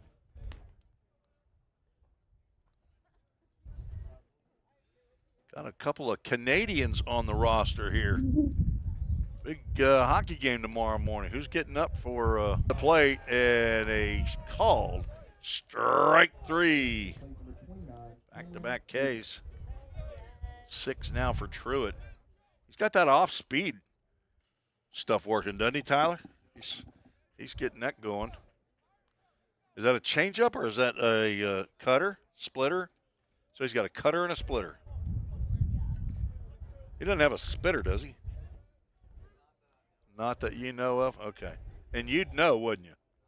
I mean, you're all up in the grill of these pitchers, aren't you? You kind of hang out with them mostly? Let's get to know Tyler Zeligman. I got the 411 on the press box gang now. Dawson Sweetland, I'm going to get some love to Sweetland here in a minute, too, as the pitch gets in there for a called strike. Zeligman's a 6-foot, 190-pound right-hander, a sophomore transfer from UAH, otherwise known as University of Alabama, Huntsville. A check swing by Cameron Baker. He could not hold up. Springfield, Tennessee, but he was not a Springfield Yellow Jacket. White House Heritage Patriots. Is that right? Okay. The Patriots. Sean and Katrina Zeligman, his parents. Sister Lexi, older or younger? Swing and a miss. As Truitt strikes out the side. He's getting stronger as he completes the 5th inning here in Vol State with some juice in the dugout. Welcome to the Vol State Nursing Lab. The simulation lab allows students to come in a safe environment and practice real-world patient care without worrying about harming patients. We have 5 high-fidelity mannequins that we use with our nursing students in our lab to simulate real-world scenarios that they're going to see once they're out in the hospitals working. We have an adult mannequin, as you see here. She simulates everything from a normal patient to wounds to trachs, IVs. You can give her medications. We have pediatric mannequins. We have a mom mannequin. We also have other models where students can start IVs. They can put tubes and drains in. They can remove tubes and drains, do wound care. Also, if we lose clinical placement, then students can still simulate those real-world experiences in the lab to get the same experience and be prepared when they graduate and enter the workforce as a nurse.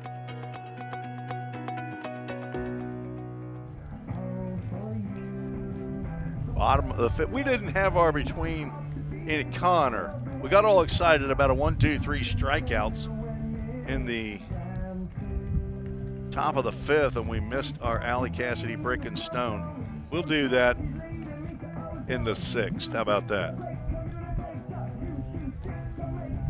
We got a guest appearance in the press box, though, but I do have to finish Tyler Zeligman's. We'll tell you about the guest here in just a second. We got to say howdy to Tyler's grandparents, who I doubt are listening in right now, right? They're not trying to watch your performance while you chart pitches, right? When we get the in press box camera, they'll be all over it, I know. But Paw and Nanny are in Greenbrier, Tennessee, and Nana is in White House. So that's Tyler Zeligman, he's a little bit handicapped, right? A little bit injured right now, so big right-hander. Hoping that he can get out of the press box soon and get out to the bullpen as Easton Denning, Hudson Blank, and Tucker Smith to face Blake Strickland. And Denning, he's thinking about taking a hack as soon as he comes out of that dugout and takes a big old swing at a breaking pitch. Comes up empty. Hear the wind howling here in Gallatin. I mean, we're not in Lebanon, Tennessee, where apparently it's 85 and sunny. Popped up and out of play. At least that's according to our roving weather reporter. Former volunteer assistant coach John Ripel has made his way into the press box, as he is a big-time supporter of Vol State baseball, and specifically Coach Jim McGuire, another Chick-fil-A at Gallatin. Foul ball into the parking lot off the bat of Easton Denning. Easton 0 for 1 with a strikeout and a walk.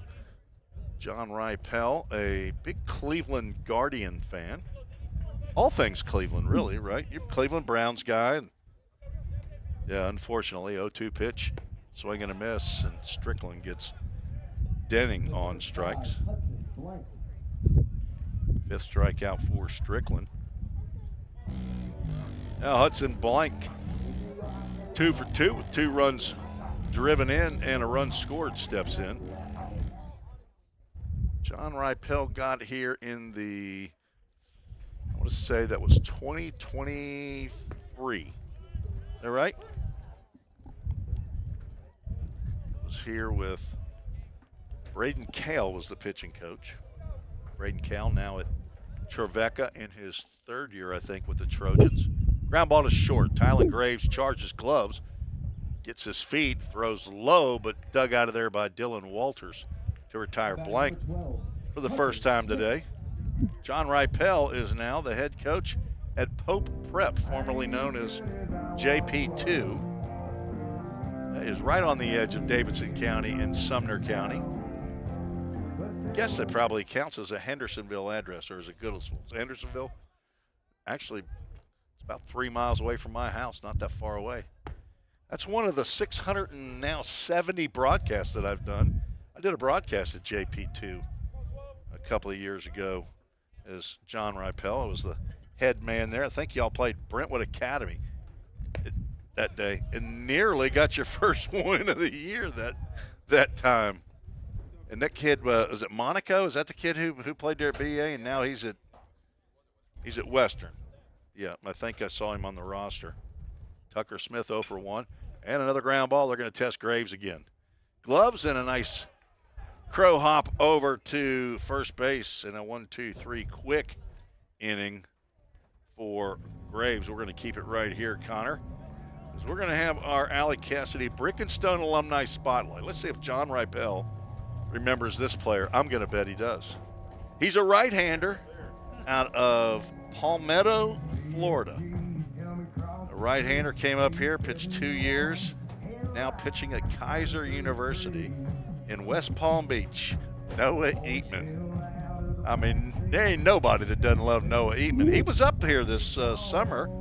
Him and his dad came up for a visit. Actually, a couple of families came up, and I got to visit with them. They came by the field. But Noah Eatman, he's got a brick in the alumni patio, $100. We'll get a brick in the name of your grandson or your son or nephew. If you would like more information about how to get that brick, send me an email at treesports@gmail.com and I'll get it all to you, as Jim Denning has done. Now we've got a Summit Concrete call to the bullpen. Owen Boswell, 5'10", 210 pounds, sophomore, transfer from Bethel, the Wildcats down in West Tennessee. He's from Mumford, Tennessee, went to Mumford High School. He's a math and science major. He can't make up his mind, math or science, not sure. Son of Stephen and Jennifer Boswell, brother to Colton, Michaela and Connor. Hello to Pawpaw and Nana in Atoka, Tennessee. And Grandpa and Mimi, they're in Paris, Tennessee, for the former Hoptown Hopper, Owen Boswell. And he's on it here in the 6th inning in relief of Jake Truitt, who had some highs and lows. His low was in that 2nd inning, gave up 3 runs. There were two of those were earned. He goes 5 innings, only allows 2 hits. 1 was an infield single. Said 3 runs, 2 hits. Struck out 6 batters. Walked 3. Tylen Graves, Dylan Walters, Trip Ray to face Owen Boswell, the lefty. Not going to wow you with velo, but if he can keep it in the strike zone or close, he can make you look bad. It's an off-speed pitch that Graves fouls off. Tylen 1 for 2. He's got 1 of the 2 hits.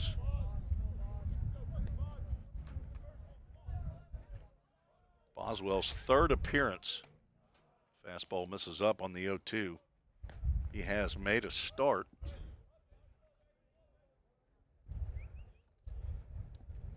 Six innings, giving up 2 hits, and the dust keeps on dusting. 4 runs given up. Has walked 10 batters, which leads the staff. Struck out 7.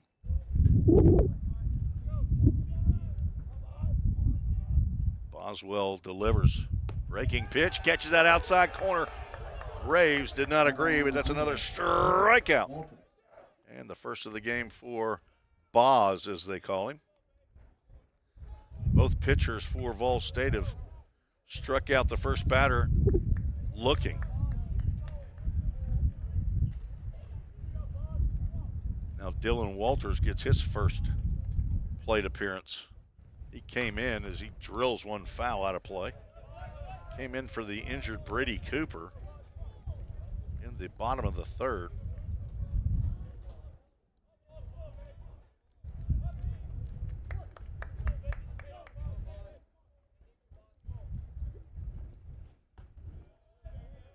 Breaking pitch just slides inside. Boswell pitched in 2 games for Bethel last year, got a win in 2 2/3 innings. Struck out 3. That's on the inside corner for a called strike.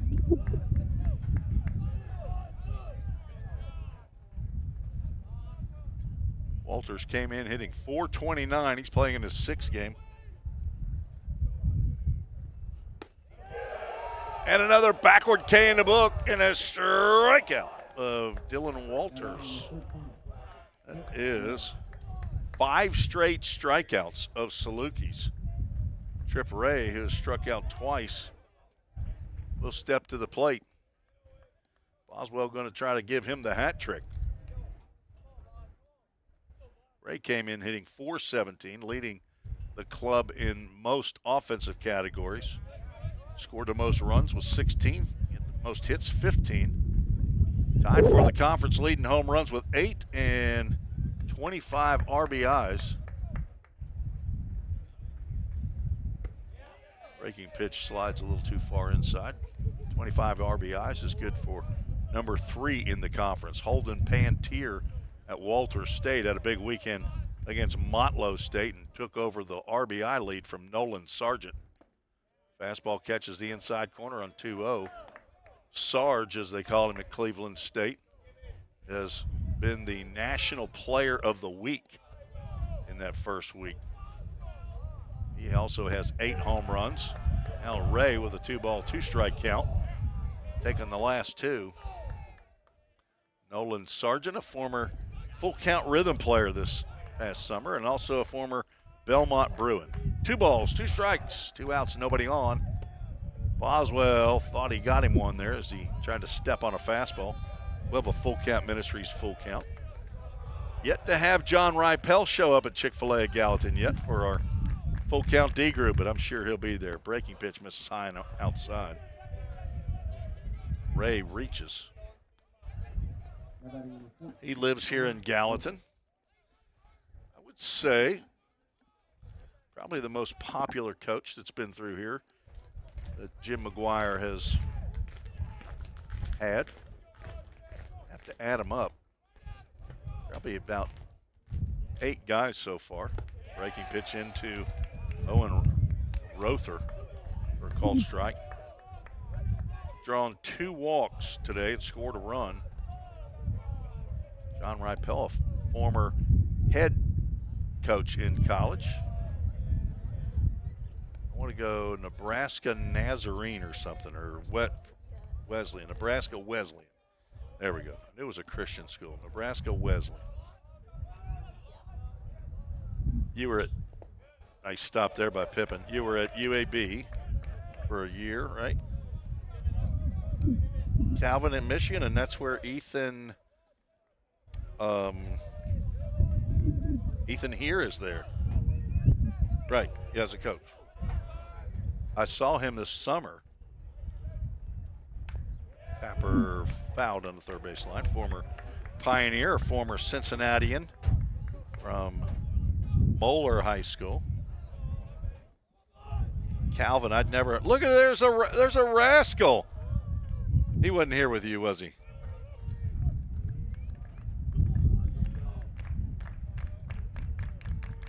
Bryant Rascal. Ground ball, backhand stop by Armstrong. He's not going to be able to make a play. Rother's going to reach on the infield single, but Armstrong kept that one in the infield and prevented extra bases. Runners now at first and second. Bryant Rascal, right-hander, transferred from Cumberland, pitched at Cumberland for 2 years, came to Vol State last year as a right-handed pitcher, as Trevor Mucci goes out and has a confab with Owen Boswell. And I just see him walk up into the bleachers. He's pitching at Shorter College. I mean, I'm pretty sure that's him. I don't know why he'd be here. I don't know if Shorter's playing this weekend or not, but he's playing there with former Roane State right-hander Grady Parsons. But Bryant is from Montgomery, Alabama. His dad is the other TR. His dad's name is Tim Rascal, former Navy pilot. Now he flies for Delta, I think. All right. Jonathan Walsh at the plate with 2 outs and 2 on. And flies that one to center field. Noah Rice coming in. He's still coming in, and it makes a running catch to end the inning and strand 2 runners. Boswell gets out of the jam. No runs, 1 hit, no errors. 2 runners left aboard, heading to the bottom of the 6th. Ball State with a 2-run lead. Hey, Jake, that personal price you gave me was a home run. I can't wait to give you some free baseball lessons. Man, I'm really excited about this myself. But you do realize the thing with Toyota of Gallatin is everybody gets the personal price. That's what makes us special. Wait, what? Everybody gets it? Everybody gets it. Let's play ball. Okay. Jake, you ready? Let's do this, Coach.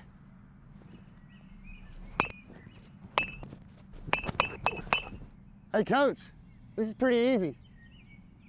We'll see about that.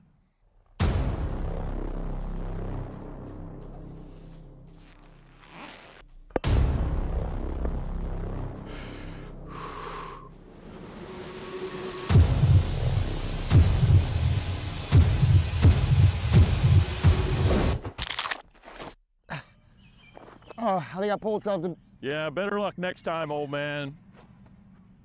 I think I'm done, Coach. Call 911.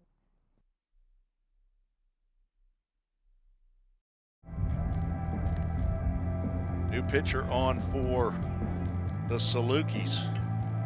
Right-hander Lane Elrod, 6'2", 200-pound freshman. From where else? Collierville, Tennessee. Went to Briarcrest Christian. Same school as his battery mate, Trip Ray. He'll come on to face Revan Suggs, A.J. Armstrong, and Tucker Lorenz. Ball State looking for some insurance runs. You have an insurance company or know of somebody who would like to support Ball State baseball? We're looking for an insurance run sponsor.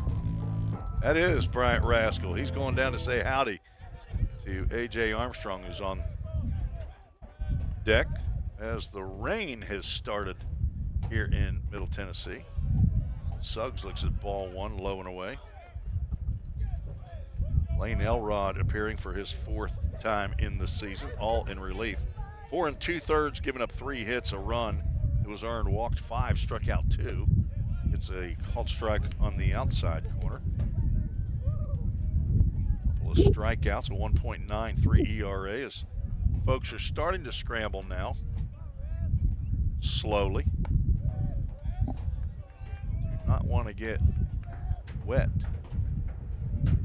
If you pull out an umbrella here right now, it's probably going to go boom, because it's going to go inside out. Been on the golf course where I heard a lot of boom, darn, boom, darn. Thump is when the umbrella goes inside out. The other one is when the guy says, oh man, that keeps on happening. It could have been thump. Dead gum. Full Count Ministries, full count to Rev or Revan Suggs. I'm sure his parents are here. I don't see him though. Suggs draws the walk. They could be in Maryville. Watching big brother Titus play. First batter faced by Elrod is a walk. Anakin Jack Armstrong stepping to the plate. And if you didn't know, Anakin is the first name of Darth Vader in the Star Wars series. I guess I feel like I need to say that every time, because I know I didn't know that.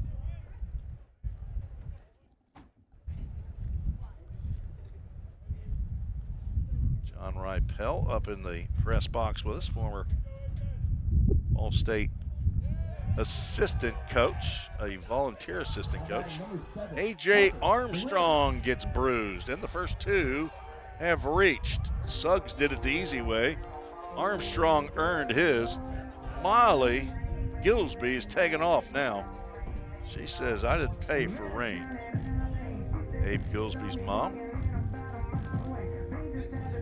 Abe went to Gallatin, but he's not from Gallatin. His dad was a football coach.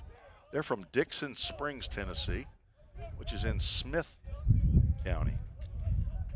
Tucker Lorenz, let's see if he's asked to lay down a bunt. He squares, pulls the bat back as Elrod's offering is high and away. That is Bryant Rascal, the oldest of the 3 Rascal boys. I mean, if your last name is Rascal, you gotta have boys. You can't have girls, can you, John? Just can't do it. His other brother was a player for Lawson State a couple years ago. They all, first names all start with a B. Can't remember them. Caleb Slaughter. I think I met Caleb Slaughter this past summer. I think he was in visiting with Jim McGuire. His son, Caden. I think they're from, I haven't even read your email yet, Caleb. Let's see. You are watching the broadcast. Okay. Appreciate the kind comments. Caden is his son. And I don't know if I can make comment on that or not just quite yet, but they're hoping to be rooting for Vol State even harder coming this fall. Popped up and almost out of my seat to make the play. Did you see how quick that was right there, Higgy? Huh? That ball went right over the PB. The press box. Lorenz 1 for 2. He doubled and scored in the fourth. He hit a line shot over left fielder Jonathan Walsh, who was drawn in. Walsh didn't play in that game this time. He is pretty far back. Lorenz gets a nice bunt down. It's going to be a tough play by Ray. He's going to try to throw him out. Nice play by the catcher to turn a 180 and throw Lorenz out. Almost a base hit, but a sack for Lorenz. Gets a high five from first base coach Gabe Jennings. So 2-3. Moves the runners to second and third. Suggs down there at third base, and A.J. Armstrong, not fleet of foot, but he is a really good base runner. Bradley Pippin steps to the plate. Looks at a breaking pitch that goes right past his left elbow and winks at the inside corner for a called strike.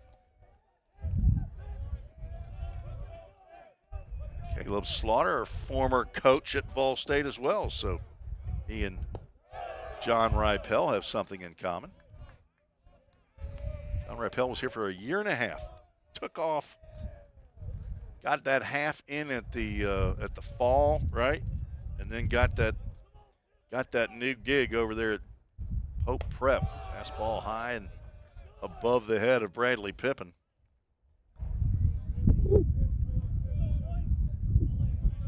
What years did you coach here, Caleb? I think it was in the 90s. Did you tell me you coached with KT, with Kenny Thomas? Count goes 3 balls and a strike as the infield is drawn in. Vol State trying to get those, the name of your insurance company, insurance runs. I don't think USAA would want to donate some money to Vol State. That's ball up in the air. Jonathan Walsh is going back. He's still going back, turns around, and does make the catch.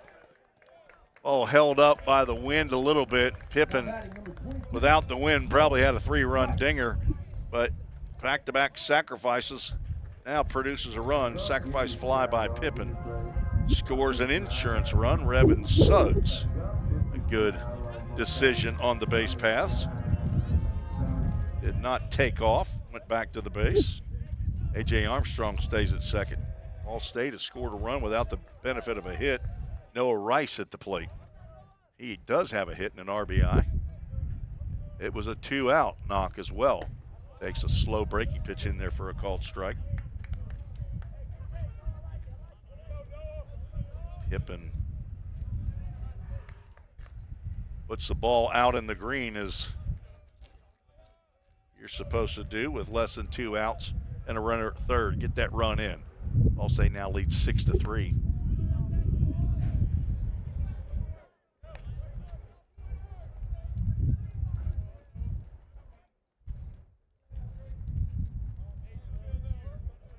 Caleb, I would love to have you drop by, come in the press box here. I'll make sure to get another headset on and you can join the broadcast.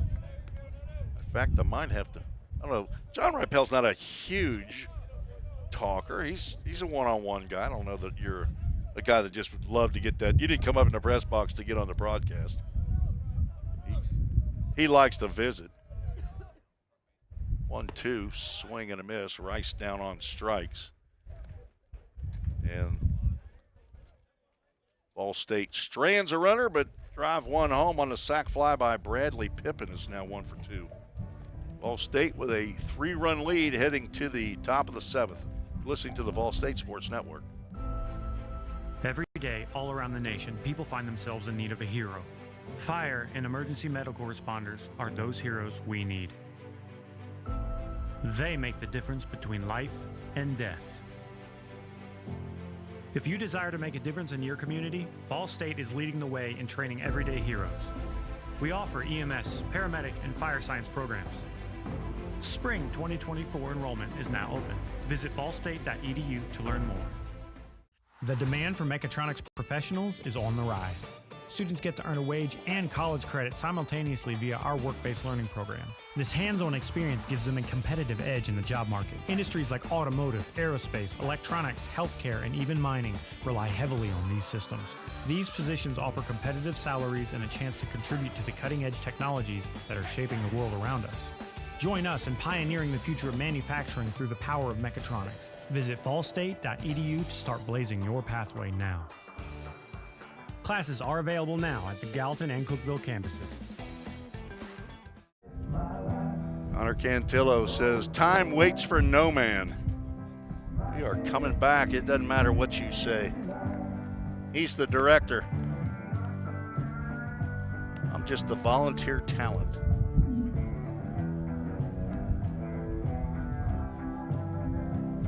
Trying to figure out if I can get this other headset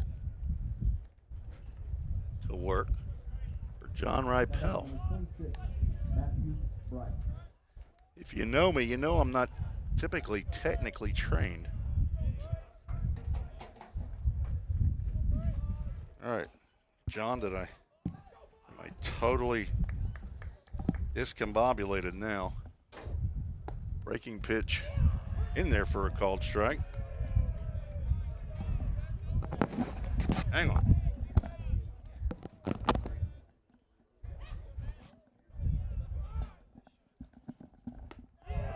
Lefty on lefty matchup is.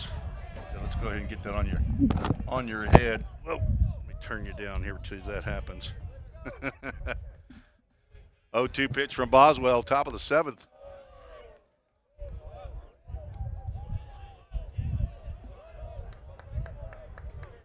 Get back situated. Boswell on for his second inning. Matthew Bright just sliced one out the left field. That's going to get down. Braden Baker will eventually get the handle on it, but that's a leadoff double for Bright. Goes opposite way.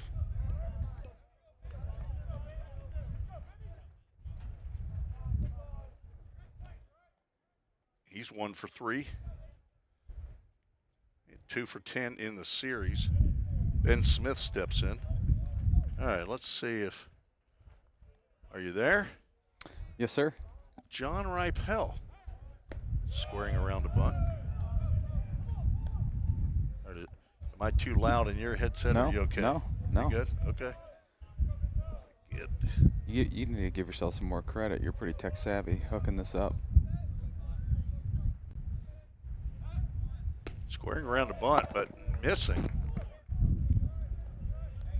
is Ben Smith. He's 1 for 2.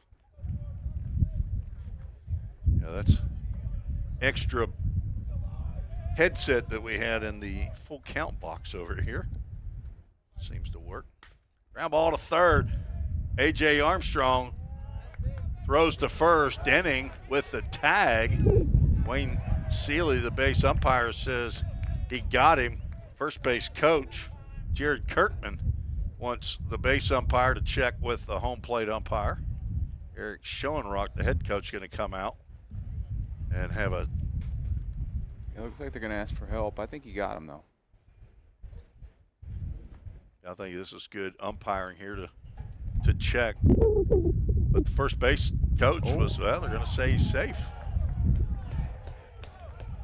So that'll be an E5 on AJ's throw to first base. Easton Denning, the first baseman, doesn't seem to be too exercised down there at first base to say that was not right, but tried to make the tag, could not. Runners now at first and second. Bright stayed at second as A.J. Armstrong saw him there as top of the order. Christopher Smith fouls that pitch off of Bradley Pippin. The last thing Ball State needs is another injured catcher. Jonathan Stewart out for a little while. He's got a lower body injury that occurred before the Chattanooga State series, but he ended up playing a game and a half or so on that as Coach Jim McGuire will come out, check on Bradley Pippin. I think that got him in the lower leg. Did I hear that Coach McGuire is at win 498? Is that what we're at right now?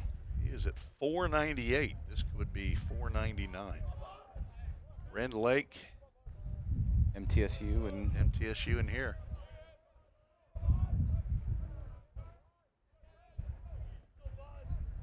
He had 220 at Rend Lake. Squaring around a bunt again, Christopher Smith. That's going to go foul, and he's down in the count 0-2. Smith is 0 for 3 with a couple of backward Ks on the score sheet. 220 wins at Rend Lake, 162 at MTSU, and 116 now here at Vol State in his 5th year.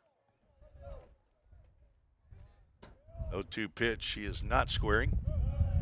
Changeup misses down in the dirt. Pippin makes the stop.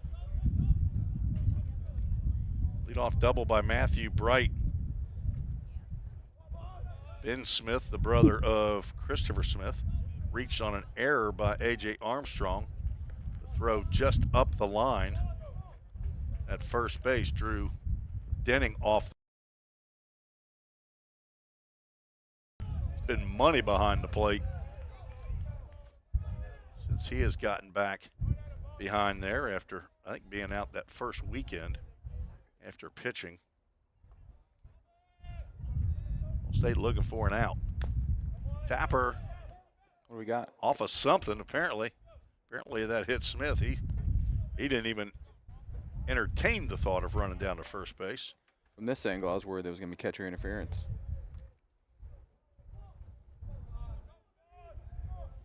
Yeah, you know if you hit a ball right there, you're going to take off because you got a chance at a hit. Although with a lefty on the mound, Boswell's got a nice smooth transition to throw to third base if Armstrong would have the presence of mind to stay back at third. 2 strikes, Smith is not going to be trying to lay down a bunt. And drives into left field. That's down for a base hit. Baker, they're going to try to send the runner. Baker's going to try to get the runner at third. There's nobody there at the bag. Armstrong was trying to be a cutoff man. That's going to be an RBI single for Christopher Smith. Right-hander loosening in the bullpen.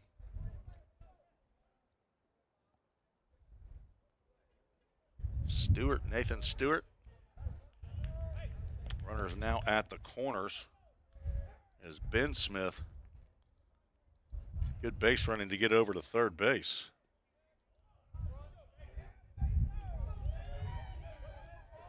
That's an earned run off of Boswell.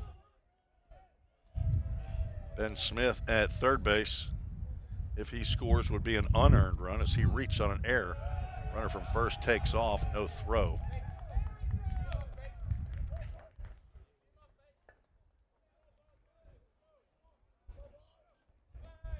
Now the tying run is in scoring position. Still nobody out here in the top of the 7th inning. Cameron Baker 0 for 3 at the plate with Tylen Graves on deck. Changeup misses down. Must have missed down. Looked pretty good.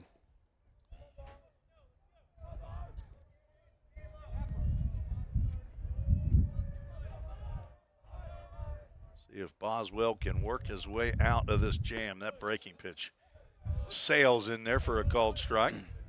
When's the first game for Pope Prep, John? We've had a couple scrimmages so far. March 2nd, I believe, is the first day for all high schools. Really? That's a little bit earlier than I've seen in the past. I thought it was mid-March. Good pitch there. Nice slider. Swung on a miss by Baker. Really good call by Coach Muzzy to double that up, too. Ontario, Canada. You know who he's going to be rooting for tomorrow morning? Team USA. I'm guessing that's a big no. They got a couple Canadians, both from Ontario. Dylan Walters and Baker, both are in the game as Pippin saves another run. Well, another full count, Ministries full count. Tim, you going to be up for that game? I'll be up. I don't know if I'll be up for the game, though. I'll be getting up to get ready to go to church. 8 o'clock service. I think is that a 7:10 Central? It is a 7:10 a.m. gold medal game. Oh, great pitch there. Swing and a miss. It looked like he swung right through that ball. I had looked in the left field. I thought he hooked that into the corner, but that is another strikeout for Vol State pitching. The third of the game. And now with Tylen Graves coming to the plate, Coach McGuire wants a right-hander. That means we'll have a Summit Concrete call to the bullpen. We'll keep it here. As we're visiting with John Ripel, former volunteer assistant coach here at Vol State. 3 years ago, 2023, he was the first base coach, handled outfield and hitting, and he was extremely invested in his players for sure. I remember many bus rides coming back, and he's clipping video off the YouTube video and spending lots of time in an unpaid position doing what he did, and the players really appreciated it. And I don't know, do you keep up with any of the former players? I do. Who do you keep up with? Who can't believe he's still playing. I think he's like 28 years old. Yeah. Still has eligibility. Both at Belmont. Yep, both are at Belmont right now. Carter Vrabel a little bit, Mizell a little bit. But no, yeah, it was a great group of guys. Special group. Had an amazing year. Awesome to watch those guys move on to different places. That was kind of my, honestly, the most fun I had coaching at junior college was the year after, watching those guys play at different places. That's pretty special. You're probably like me. You like to get on the iPad or the computer and see how they did during the weekend or even midweek. Oh yeah. Game. Parker White was here his freshman year, right when you were here. He got an inning under his belt at Lee University yesterday. His dad texted me a video of a double play ball that he threw. So you were here when we still got Pioneers had a 34-21 record. That was in year number 2 for Vol State, right? Yep. Hosted the conference tournament. Actually, this was the team that knocked us out here, Southwest. Lost 2 games, and both of them were to Southwest. Yep, a game that started at 11 p.m. We finished about 2 a.m. Yes, we did. Because of all the rain that weekend. There was a lot of rain, wasn't there? Yep. So the second relief pitcher of the ball game is Nathan Stewart. He's going to pitch to the 3-hole hitter, and he's going to hit him. Yesterday, 1 pitch, he got 1 out. Today, he's got 1 pitch, and he's got a hit by pitch. That'll bring Dylan Walters, the other Canadian, up to the plate.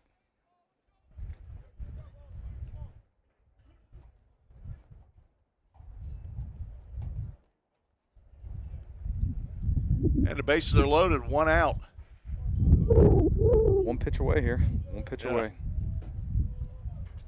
Baseball's a game of momentum. This would be a momentum killer if you can double play ball.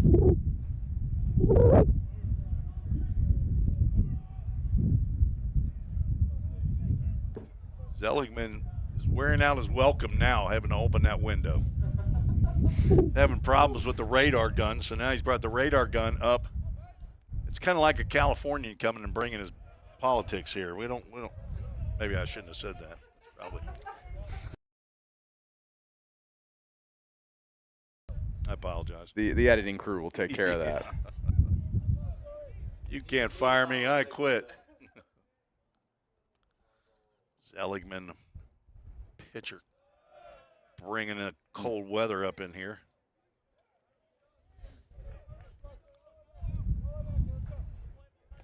We got sweets brought up, Coach, from one of the players' parents. Bugs Meadows family brought some sweet pies up here, some little personal ones. Chopper to third, could be 2. There we go. Armstrong to second for 1. No throw by Suggs. AJ's wondering why Revin didn't at least throw it. Ray, as a catcher at 6'4", probably is not the – I'm sorry, that's Walters. Still the same, though. Yep. That's what Coach McGuire is going to see. We got a slide issue. He's got to get out of the way. He's got to slide or get out of the way. See if I can watch that on the replay. He doesn't slide, but he does move toward the outfield on what I could see. Right now it's showing Walters grounding into a fielder's choice, does get an RBI.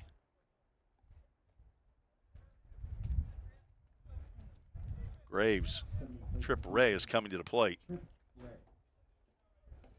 2 outs. See why Coach McGuire went to this guy out of the bullpen. He's that arm slot, probably tough on righties. Got the ground ball he wanted. It is.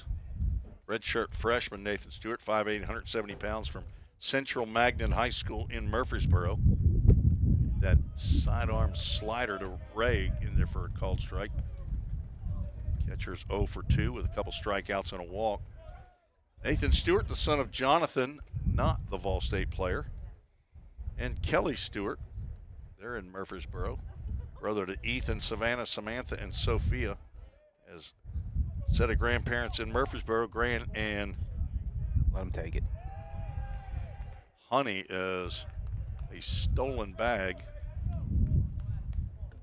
for Walters. They were trying to get that runner in from third base. Good job not panicking and balking. That's part of that play is either getting a run down, get the guy to balk, but he did a good job. Now you just make the right pitch. Takes away the force out, which could be a problem for an infielder. But you do have a base open, so you want to pitch carefully here to Ray, who's tied for the conference lead in home runs with 8, 25 RBIs. But he has struggled here a bit. You don't want to give him one. You don't want to send one to the backstop, and Pip and Gumby aren't that one to keep it from the backstop. Catcher's working his tail off, man. Yes, he is. Owen Rother on deck.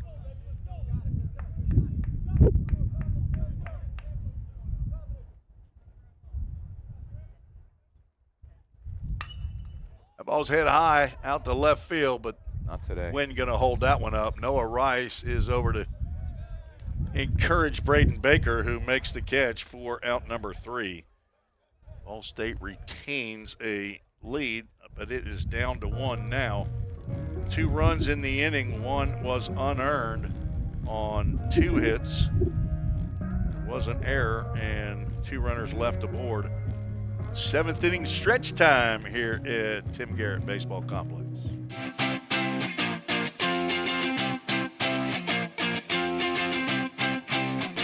Take the step. 1, 2, 3, just like that. Take the step, the one you've always wanted to a better you and a brighter future. Choose a path to create, innovate, or educate. A path to your career. One that builds you as a person, or one where you build for the people of the future. Choose a path to save lives or check eyes, to study the human body, soul, and mind, to fight crime both in person or online, to code, market, or be an entertainment rock star. Take the step to your full potential, to everything you've dreamed of. Take the step here, there, and eventually everywhere. With the pros of the profession, the Grammy winners, the commercial producers, the engineers, the doctors. Life is full of steps, so why not make yours count? This is us. This is Vol State.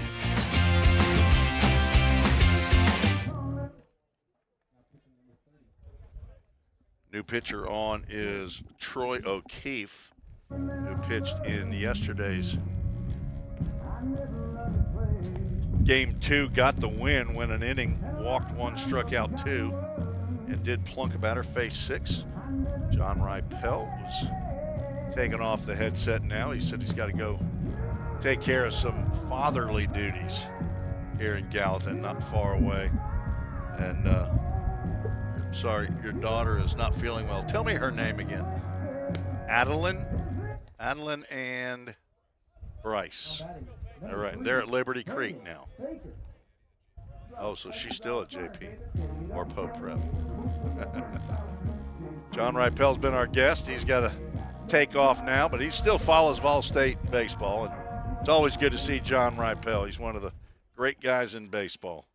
And so God bless you, John. I'll you just let me know when you're available. Okay. Okay. Braden Baker will lead off facing O'Keefe. Swings and misses at the breaking pitch, and he gets another one.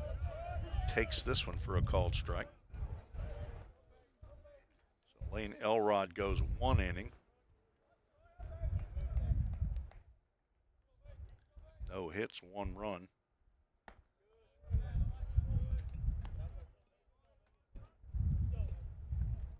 Walked a batter.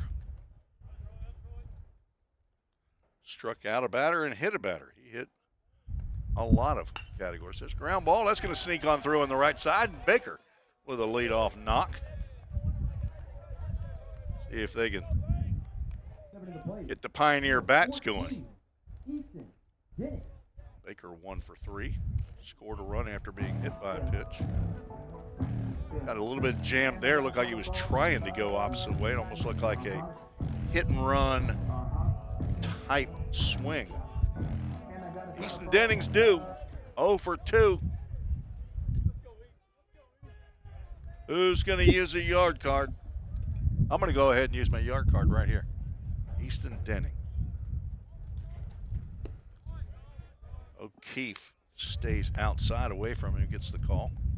Easton's 0 for 2. Couple strikeouts and a walk. Was gunned down at the plate by Matthew Bright. Would have been the 3rd run scored in the 3rd. That ended the inning. State leading 6-5. Throw over to first.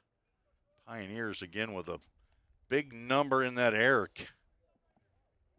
column on the Toyota of Gallatin scoreboard. 5. Had 4 in yesterday's game 2. So 9 errors in 2 games. Hard to win that way. The fastball winks at the outside corner, and Easton's down 0-2.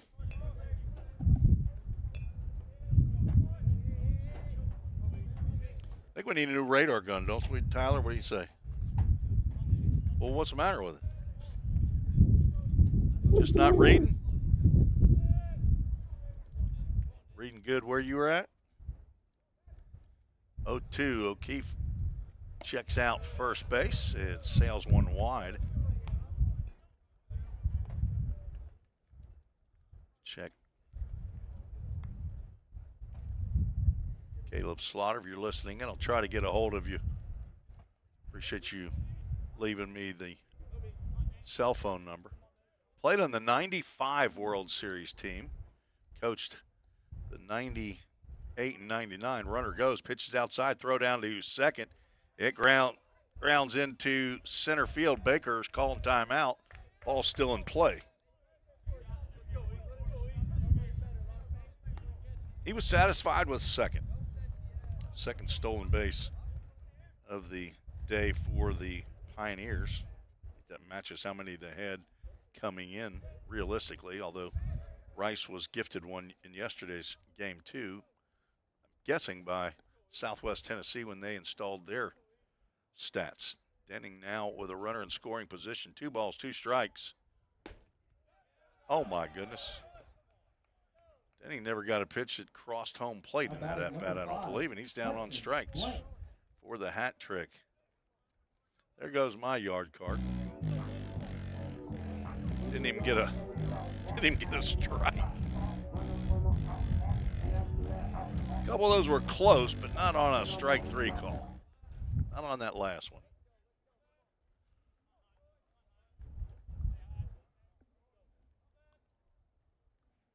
State World Series teams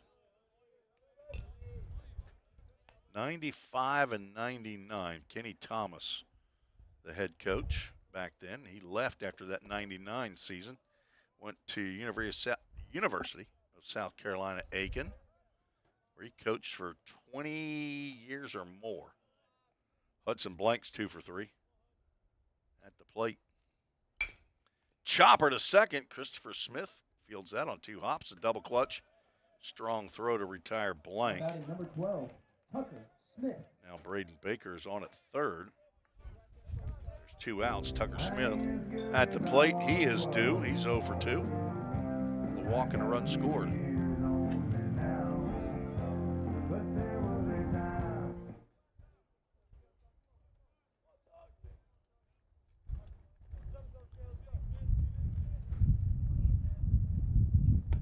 Smith nearly plunked with the breaking pitch.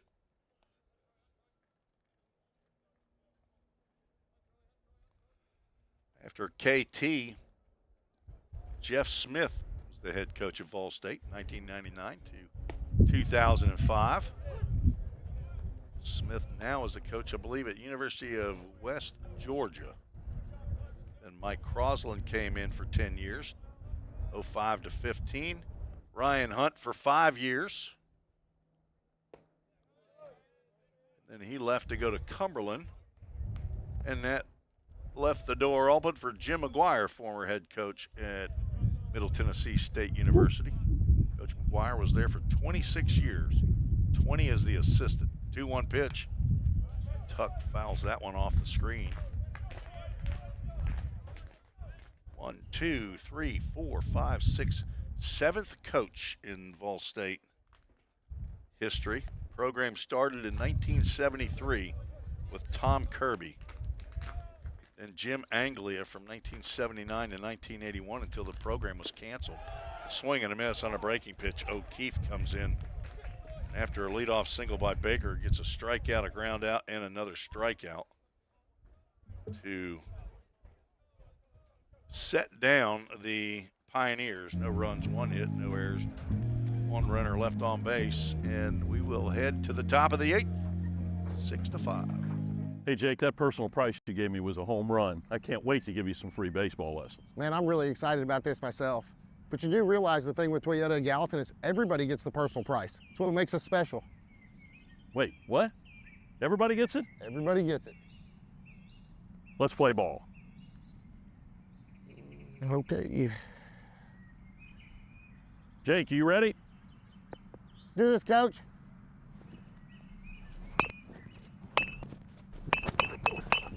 Hey, Coach, this is pretty easy.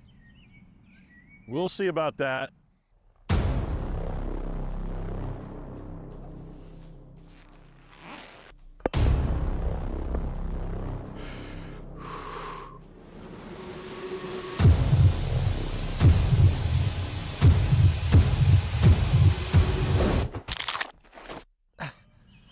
Oh, I think I pulled something. Yeah, better luck next time, old man. I think I'm done, Coach. Call 911.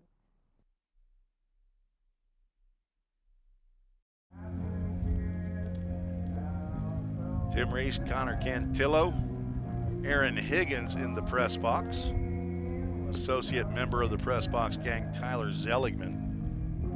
He is operating the radar gun up here and keeping a chart, looking at his iPhone, on social media, talking to his girlfriend.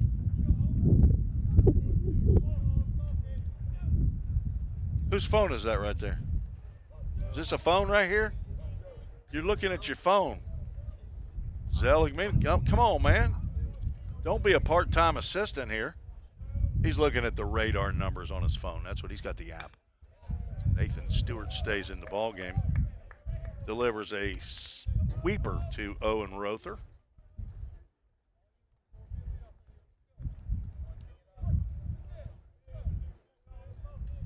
Pioneer scored 2 in the second, 2 in the third. That ball's lifted high out the left field with Braden Baker playing the win. Now coming in and still coming in. Makes the catch. He's had the last 2 putouts.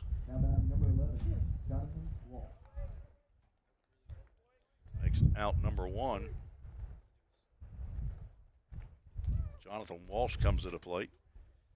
Walked and scored in the second, grounded into a 5-4-3 double play in the fourth, and flew out to center field.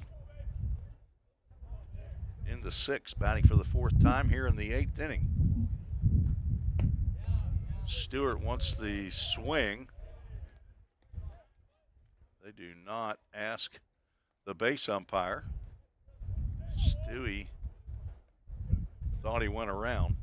On deck, Matthew Bright, and the same pitch a little closer to the belt buckle of Jonathan Walsh. 1 for 5 on the series. 2-0 pitch. Popped up and out of play toward the maintenance shed down the right field line. 2 in the second, 2 in the third, 1 in the fourth, and 1 in the sixth. That's their 6 runs. Just a bit inside. That one goes behind the batter. 3 ball and a strike count now. Southwest scored their 3 runs in the second. Scored 3 runs in the second, scored 2 in the top of the 7th. It's a 9-inning contest today, playing only a single game.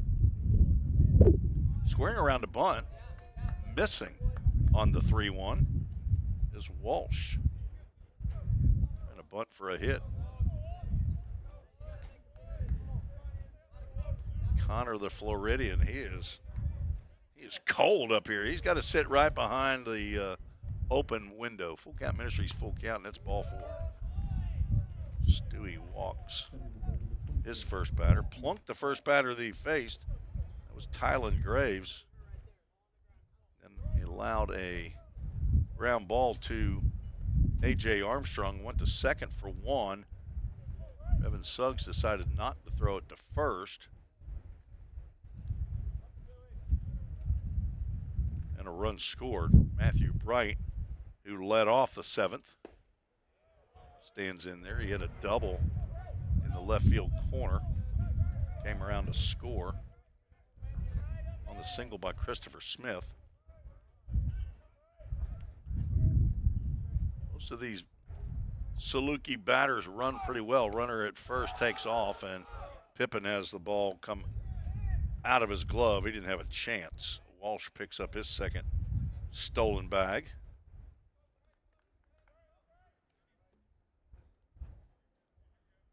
It's 4 for the Salukis today.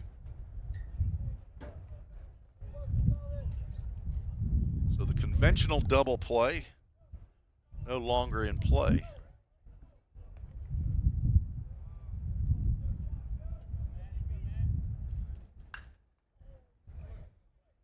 Fought off and into the parking lot. Matthew Bright, a 6'3", 200-pound sophomore from Dallas, Georgia. North Paulding High School. 1 for 3 in today's game.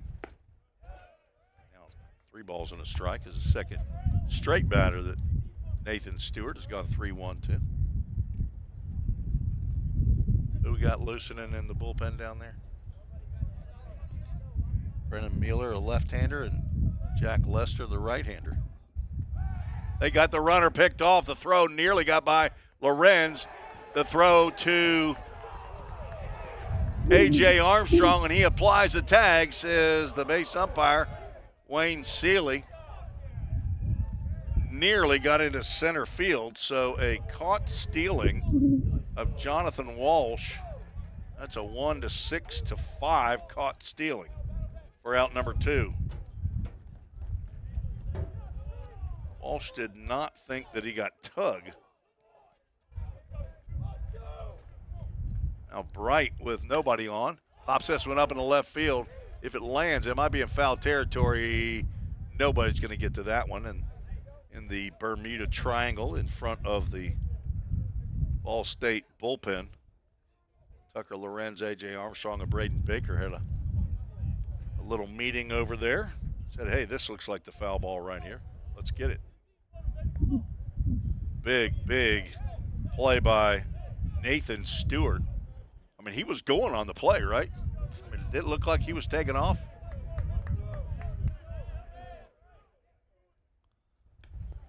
Full count pitch gets to the backstop.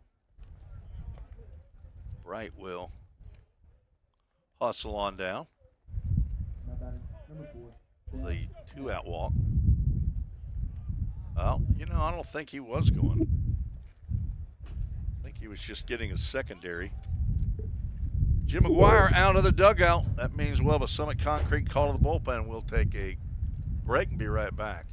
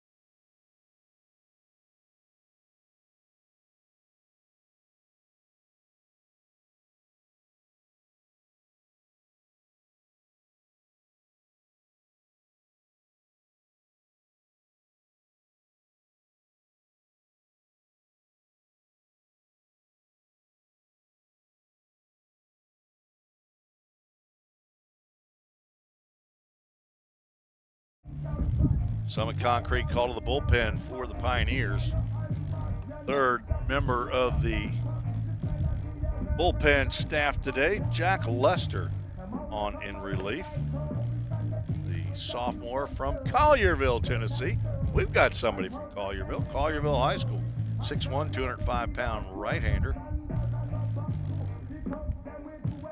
Son of Blaine and Gina Lester, sister. A twin sister. He's got two sisters, Mackenzie and Sadie. I don't know which one's his twin. Granddaddy and Grandmama, they hang out in the villages in Florida. Papa Hop and Gigi, they are up from Collierville, or at least I saw Papa Hop earlier. Lester appeared 4 games a year ago, 1-0 record, and he is on for his 4th appearance this year. He has one of the 2 saves. He's coming in a save situation if he were to finish the game. 4 innings, 5 hits, 6 runs, 4 earned, 5 walks, 6 strikeouts, and he comes in with 2 outs and a runner at first base, facing the number 9 hole hitter, Ben Smith, who's 1 for 3. Jack Lester on in relief of Nathan Stewart. The big overhand breaking pitch. That must have missed a hair up to Smith, who listed at 5'11". It might be stretching. That's the breaking pitch. It parachutes right in for a called strike.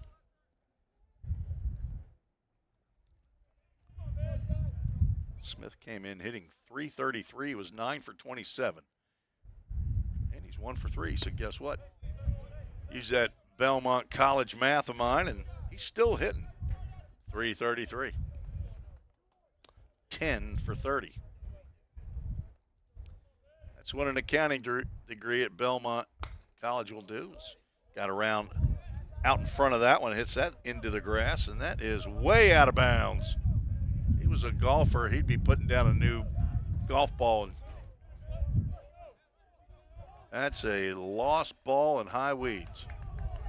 2 balls, 2 strikes, 2 outs, and see if Bright's off of the pitch. He's not. Popped up. The wind probably pushed that one out. A.J. Armstrong over to the fence. He's going to see that one land on the other side of the Ball State dugout.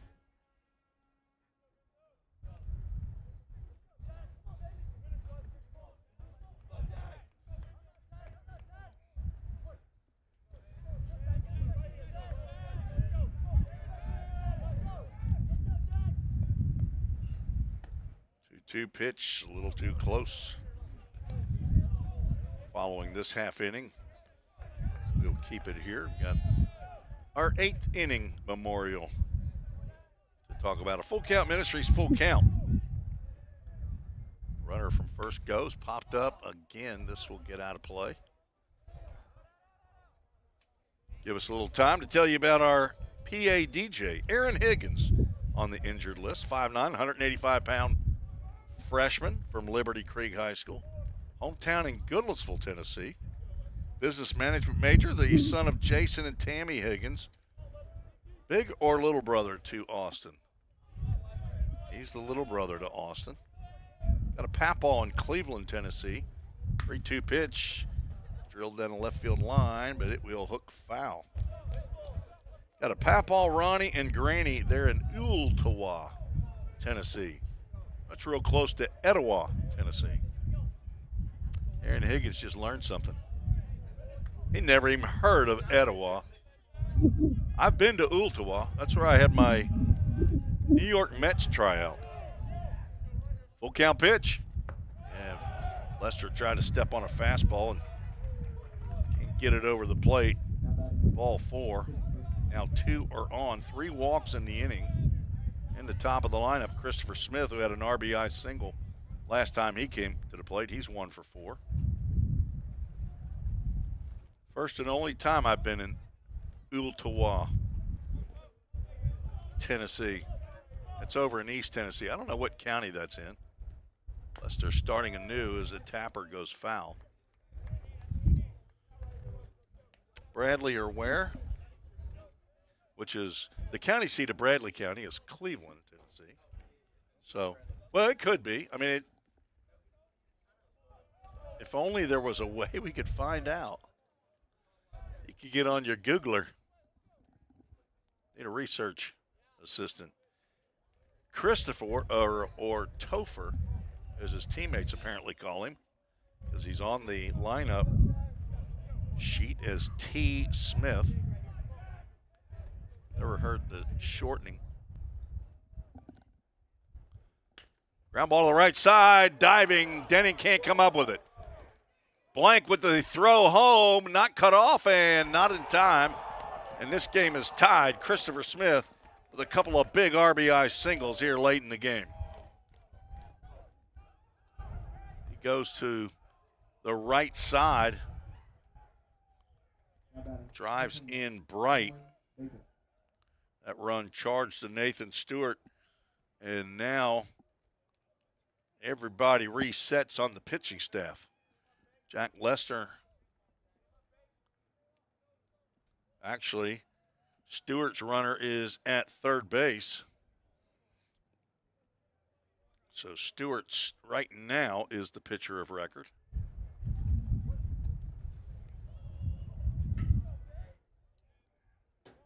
Two outs, runners at the corners. Expects Christopher Smith to take off. He does not, as Cameron Baker stands in. He's 0 for 4.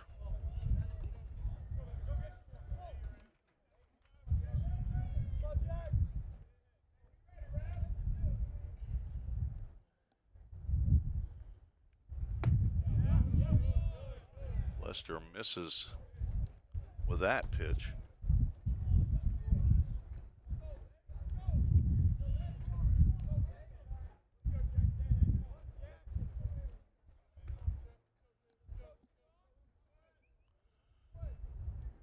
One ball, one strike. Slider up.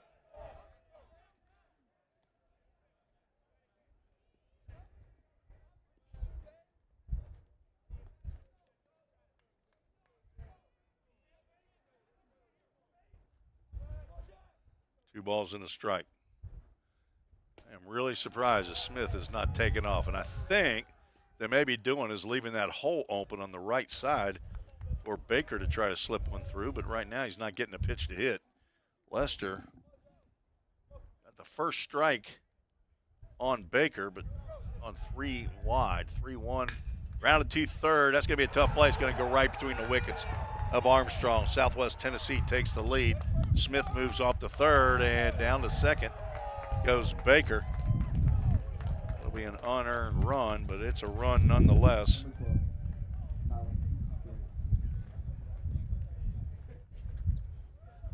And Southwest leads 7-6 and has 2 more runners in scoring position.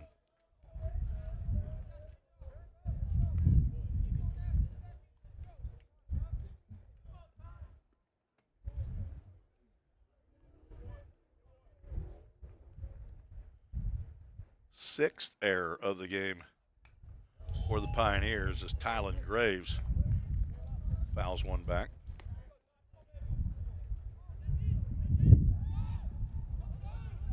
Said that run was going to be charged to Stewart. It is not. That run's charged to Lester.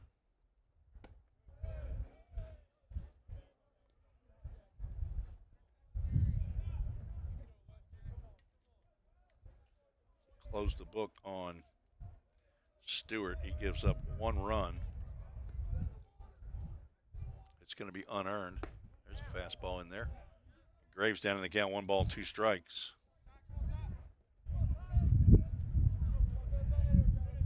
That is not correct. That's an earned run for Stewart. 1-2 pitch. Graves is 1 for 3. Timeout is. We're going to have to take note of that. Tylen Graves steps out. Home plate umpire Matthew Bass says, I got to write it down. You leave me no choice. If you would have acted like you had dirt in your eye, it wouldn't have counted, but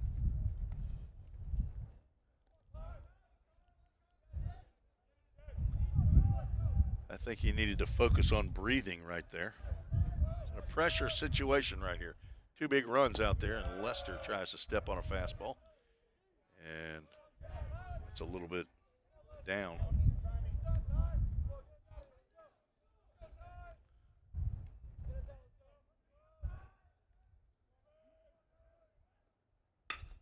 As a line drive, base hit into left field, that's going to score 2 more. I don't think Baker even saw it. Graves golfed that one out there. That he was ready for that breaking pitch. Single drives in 2 more. These are all unearned runs now. That will end the afternoon for Jack Lester as Jim McGuire back out to get the baseball. We'll have a Summit Concrete call to the bullpen. We'll take a break, tell you about the new pitcher when we return on the Vol State Sports Network.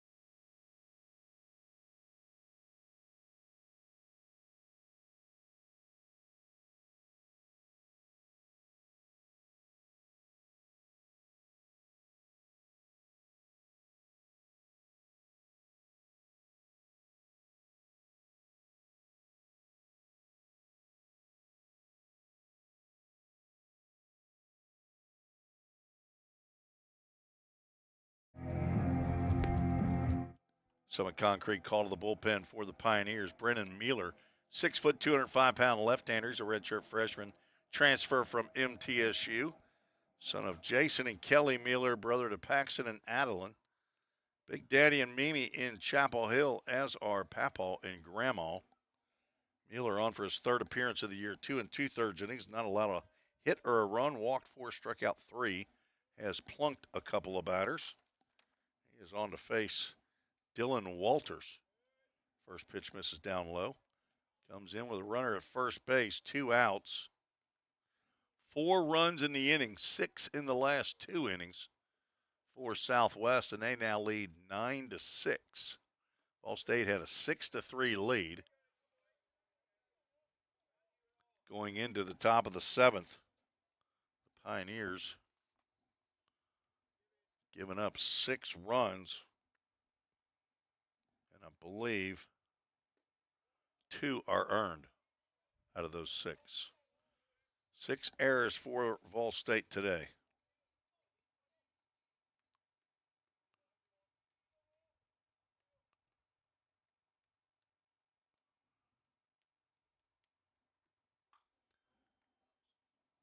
Turned on that one. Let's see if that gets over the bullpen. It will get onto the road. Big day athletically here on the campus of Vol State.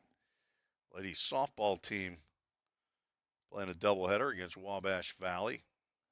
They're supposed to be down in Oxford, Alabama to play a 4-game round-robin tournament type setting, but that got canceled due to weather. And the women's and men's basketball team playing right across.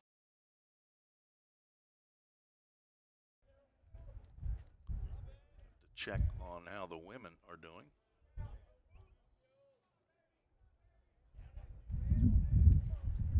Taking on Pellissippi State. Mueller's 2-2 misses outside to Walters, who's 0 for 2 with an RBI. Came on for Brady Cooper, who got injured in a non-contact at first base. Full count pitch, runner takes off and hits a base hit into left field. If Baker can get it back in quickly, and runners now at first and second.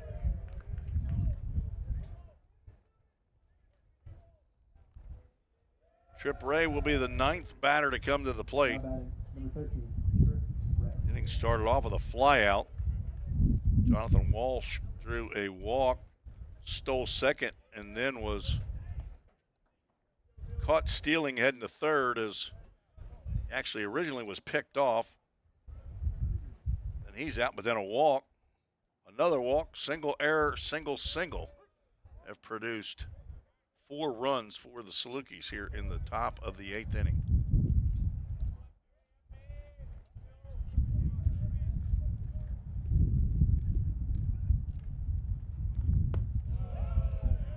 Ray is 0 for 3 with a walk, a couple of strikeouts.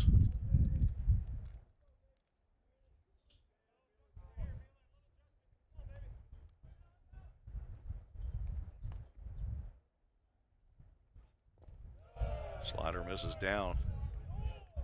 Brennan Mueller, Bradley Pippin were teammates last year at MTSU.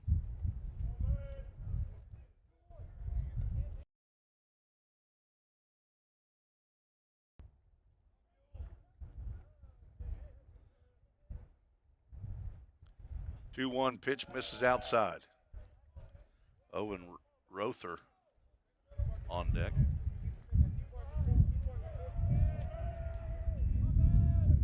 Across the way on the Vol State Sports Network, Vol State women looking to pick up a victory over Pellissippi State. And the 3-1 pitch is in the dirt for ball 4.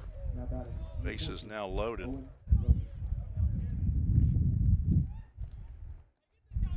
.38 seconds left.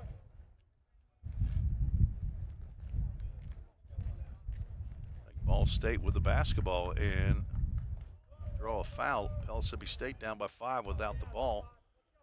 Now 34 plus seconds to go. Ball State looks able to get their second straight win. First pitch to Rother is outside.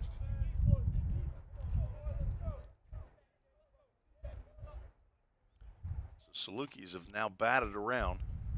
Swing and a miss.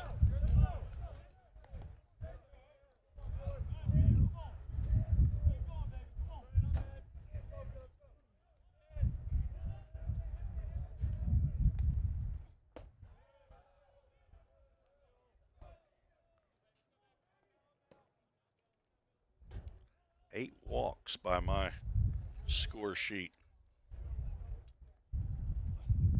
3-1 pitch blocked by Pippin. Mueller a pitch away from walking in a run. Right-hander loosening in the bullpen. That Brady Davis and who? Trent Miller. Mueller steps off. That's his one and only disengagement allowed. And he delivers. Drilled to left field. This could be trouble. And that one has left the yard. Owen Rother has just broke it open here with a grand slam home run to left field.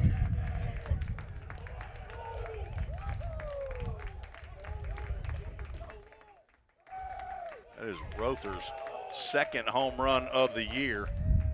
RBIs. He's just doubled his RBI output.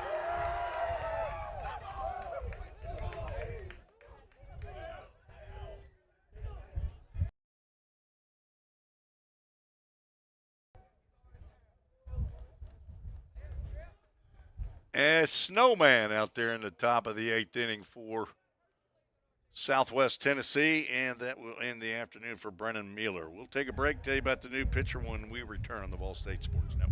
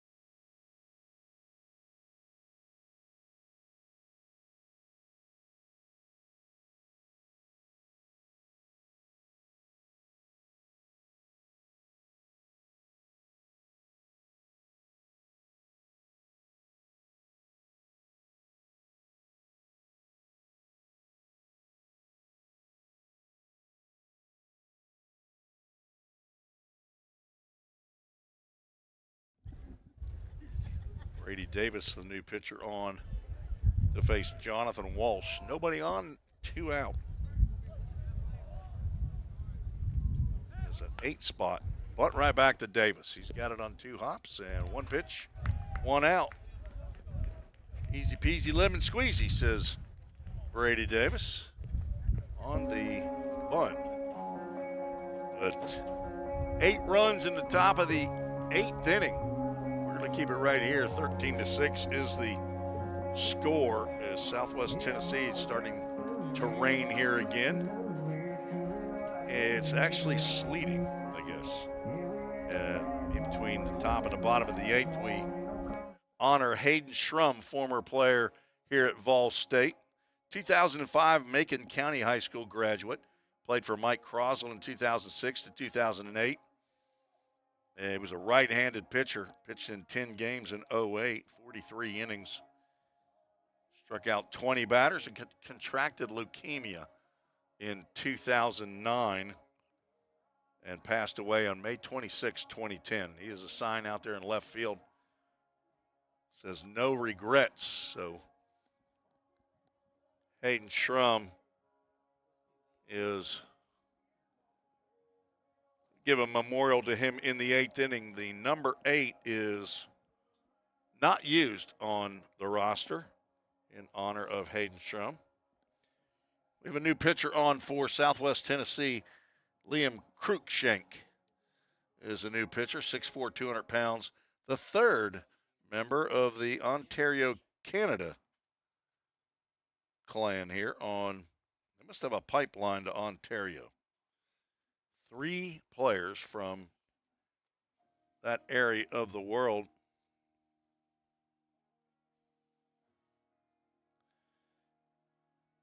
So 8 runs, and I believe only one of those is earned. I'll have to check that after the game. There was 1, 2, 3, 4 hits in the inning. One big error. Nobody left on base. Ball State needs a big number here. 7 to tie. Revin Suggs will get out of the way of the first pitch from Cruikshank.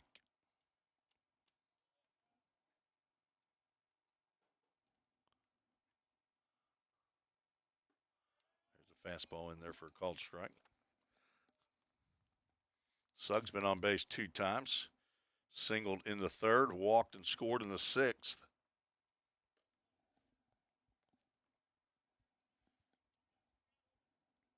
This is the 4th appearance for Cruikshank.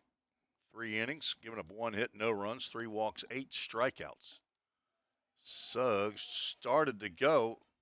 They're going to check down at first base, but hard for a base umpire at first base to see if a left-handed batter offered at a pitch.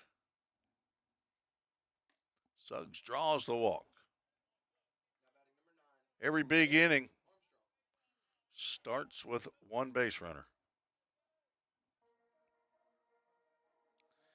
Anakin Jack Armstrong steps in. Grand slam, a home run by Owen Rother. Proves you can leave the yard here in this game. The wind blowing in.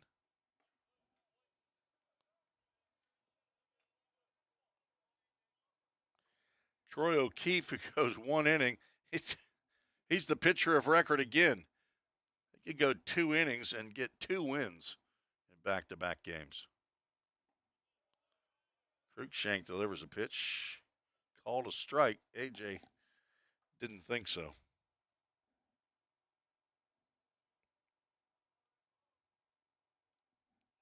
Throw over to first. Not sure. Coaching staff probably wants to see that. Last thing you want to do is start throwing the ball all over the yard.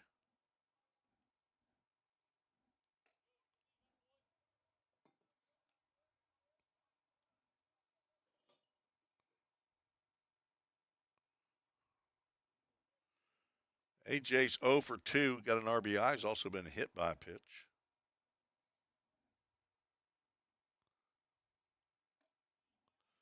Three balls and a strike.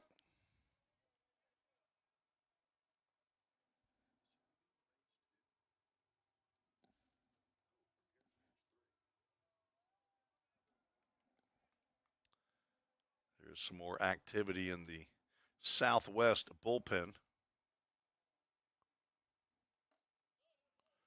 as Cruikshank has walked the first 2 that he's faced.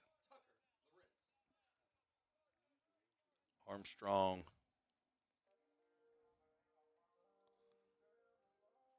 draws his 9th walk? Make it his 10th. He's now tied Jaden Perez as a mound meeting.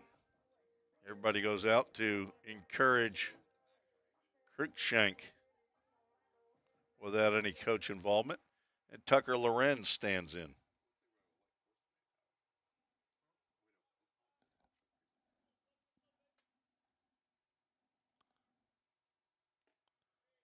Slider misses low and inside.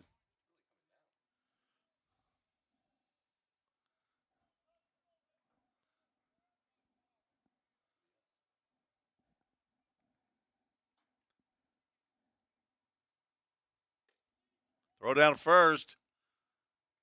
AJ back in time.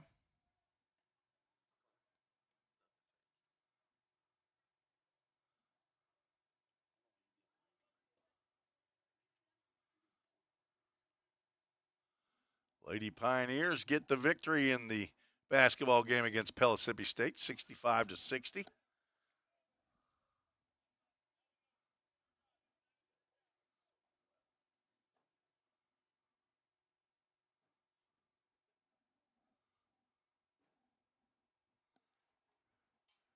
Rain, sleet picking up on the 2-1 pitch. That sends Southwest Tennessee's pitch charter in. As the rain's coming in, we're probably going to have to go. We might have to go down to one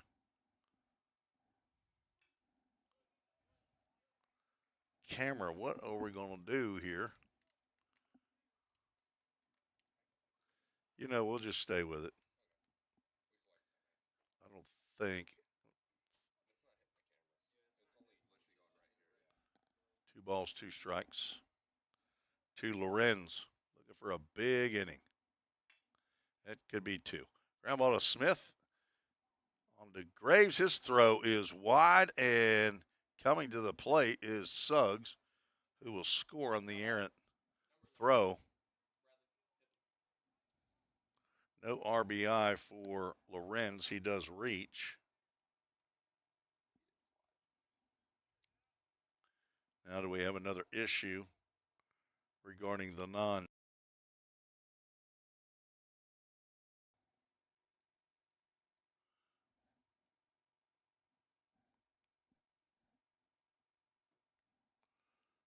As Eric Schoenrock out to chat with Wayne Seeley, the base umpire, who will talk to Matthew Bass.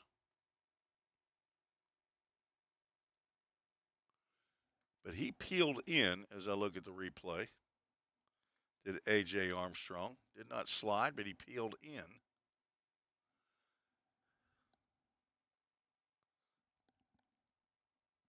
I don't know the full rule on that.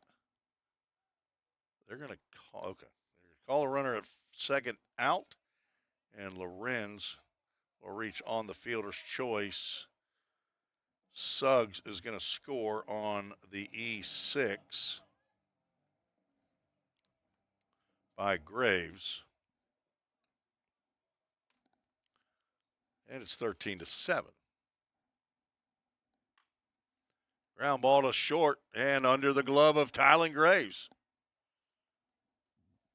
That was a double play set up as Bradley Pippin grounded to short, but he reaches on another E6, putting runners at first and second. Second error by Graves in the inning.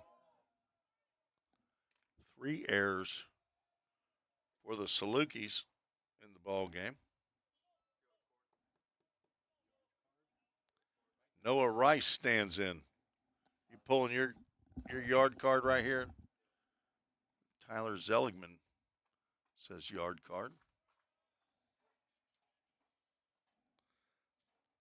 Apparently the rain has stopped or slowed down. Pitching chart guy back for the Salukis, back behind home plate.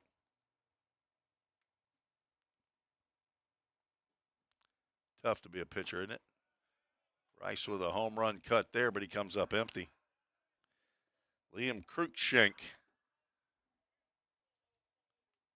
big right-hander on the mound.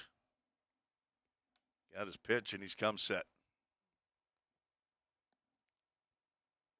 Spikes one that Ray keeps at his feet.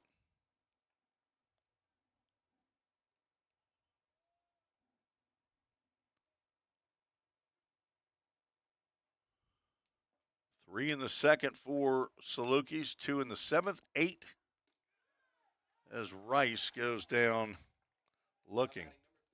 Second strikeout for Rice. 1 for 5 in the game. And Braden Baker will step to the plate. Nice breaking pitch there by Cruikshank. Zeligman loses his yard card. Anybody, who's still got one? Dentillo and Higgins? I did. Well, I mean, in the middle of the game. Yeah. Baker called strike. Braden 1 for 3. Hit by a pitch and scored a run. State with 7 hits in the game to go along with their 7 runs. 6 errors on the Toyota of Gallatin scoreboard. Toyota of Gallatin located right across the street from the entrance here to Vol State, where you come to the Tim Garrett Baseball Complex. Slow roller out to Cruikshank. He gloves and calmly throws over to Dylan Walters for the final out of the 8th inning. Vol State scores 1. It's unearned on none hits. 2 errors in the inning, and 2 runners were left aboard. We're heading to the 9th. 13-7 is the score. Every day, all around the nation, people find themselves in need of a hero. Fire and emergency medical responders are those heroes we need. They make the difference between life and death. If you desire to make a difference in your community, Vol State is leading the way in training everyday heroes. We offer EMS, paramedic, and fire science programs. Spring 2024 enrollment is now open. Visit volstate.edu to learn more. The demand for mechatronics professionals is on the rise. Students get to earn a wage and college credit simultaneously via our work-based learning program. This hands-on experience gives them a competitive edge in the job market. Industries like automotive, aerospace, electronics, healthcare, and even mining rely heavily on these systems. These positions offer competitive salaries and a chance to contribute to the cutting-edge technologies that are shaping the world around us. Join us in pioneering the future of manufacturing through the power of mechatronics. Visit volstate.edu to start blazing your pathway now. Classes are available now at the Gallatin and Cookeville campuses.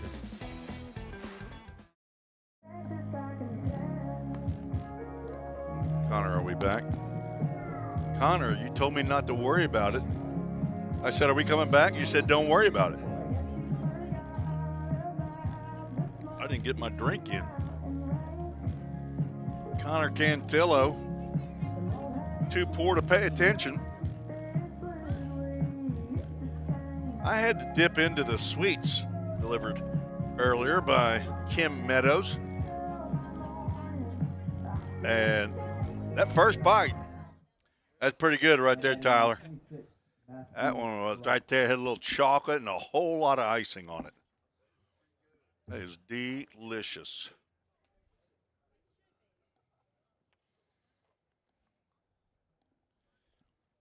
Brady Davis back out on the mound for the Pioneers, trying to get 3 outs. Matthew Bright has been a problem for Vol State today. Reached on an error, flew out, doubled and scored, walked and scored, lifted one out to right field. Hudson Blank back. He's under it, makes the one-handed grab. Right fielder puts out the right fielder.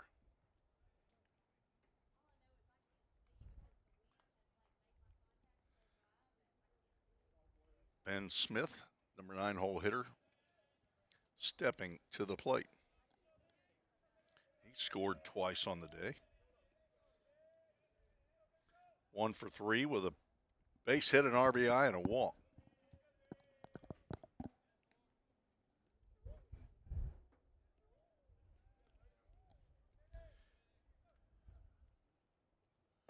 Slider by Davis misses the plate or misses the zone. Big thanks for John Ripel coming to visit the game in the press box.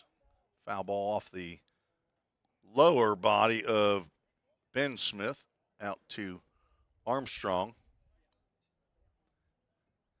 And Brady, for some reason, doesn't want that one, probably because it's wet. Not because it's scarred up, which it might be. It might have hit off of the shin guard of Smith. That was not something I ever had an issue with. Breaking pitch lifted out to right field. Hudson Blank back, and now under that one, he's going to make 2 putouts here to start the 9th. I never had a trouble fouling a ball off my leg, but there we had people that did.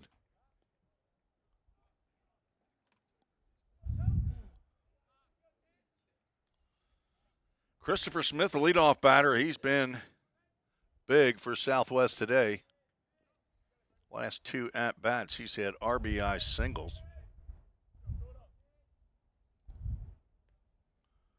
2 for 5. First 3 at-bats of the day. Not so much. A couple of backward Ks and a ground out.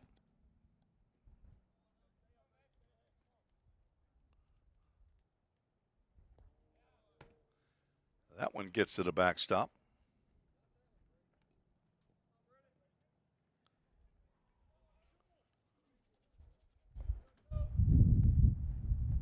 Started at 57 degrees, felt like 55. It's a little high in the air to left field. Baker over to the corner. It will go foul. Wind's still blowing, maybe not at the 19-mile-an-hour that we saw earlier, but close enough.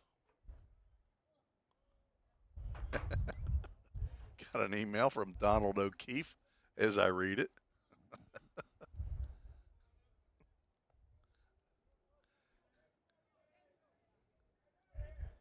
He's rooting for Troy O'Keefe to get 2 wins. Swing and a miss. Brady Davis gets a strikeout to end the top of the 9th.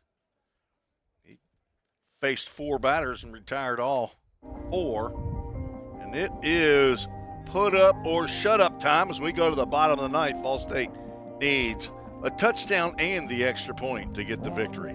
We'll be right back on the Vol State Sports Network. Have you ever wondered what happens when you click Buy It Now? A whole series of transactions take place, from the manufacturer to your front door. That is logistics and supply chain management. At Vol State, we offer end-to-end supply chain courses. Going into the future, our students need to understand these processes. A lot of business is dependent upon getting a product on time. Students here at Vol State are able to leave here with that knowledge. Because the supply chain is counting on me. We're all working in the cloud. But what really is the cloud? If you start pulling back the clouds themselves, you find out it's an infrastructure. Computer science is really computer engineering. Right now, Middle Tennessee is quickly becoming a growing tech hub with several IT companies that are looking for skilled workers. if you're pursuing the CIT program at Vol State, you're preparing yourself to fill those positions.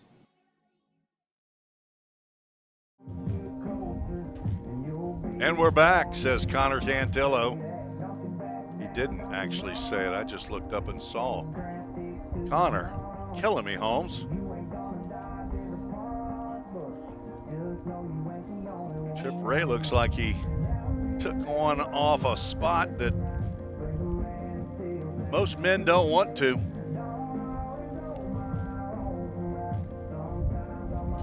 Liam Cruikshank out to try to finish this one off. Donald O'Keefe with the email. Thanks for the comment. And, you know, I'm sorry. I'm a Vol State fan. I can't root for Southwest Tennessee. But it would be interesting. Out of 16, picks up both of the victories. That would be pretty crazy. Perryville High School. Donald O'Keefe, high school health and PE, I assume, teacher. Where is Perryville, Tennessee? Donald, I don't know where Perryville is. I'm going to guess that's West Tennessee, since Southwest is down that way. I don't know what county that would be in. All right, a geography question. Got a couple of Tennesseans. How many counties in the state of Tennessee? Aaron Higgins, go. How many counties? 38 is your guess. Tyler Zeligman. How many counties? Easton Denning at the plate. I'll just tell you this. There's not even, 38's not even close. Go ahead. Kentillo, go ahead. Wrong answer. What do you got? 214. You think this is the state of Texas? Good golly. 95 counties. Denning swings and misses at a pitch out of the zone. He has had a tough day at the plate. 0 for 3. 3 strikeouts and a walk. 95 counties. There are more counties in the state of Tennessee than there are, I believe, in the state of Florida. Check that. See if I'm wrong. There's a good, decent chance that I'm wrong. You don't have a phone? What happened to your phone? Your phone is dead. What happened? Inning.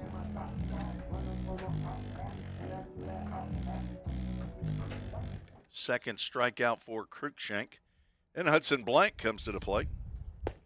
2 for 4 on the day. Was 2 for 2, and now a couple of ground outs. His great day. Not quite as great.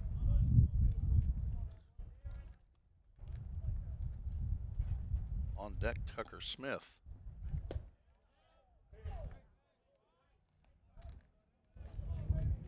I think there's 295 counties in the state of Texas.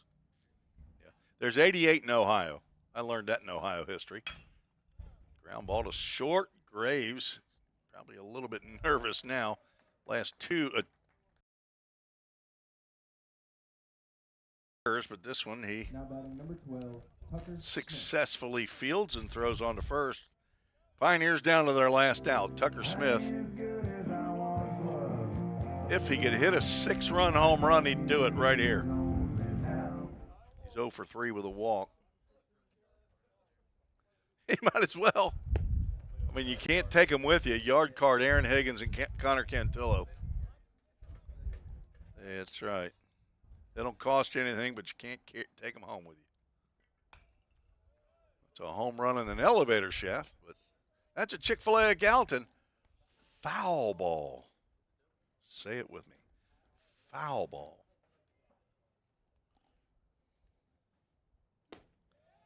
That breaking pitch puts Ball State down to their final strike. Blank, a 2 for 5 day, a run scored, 2 RBIs.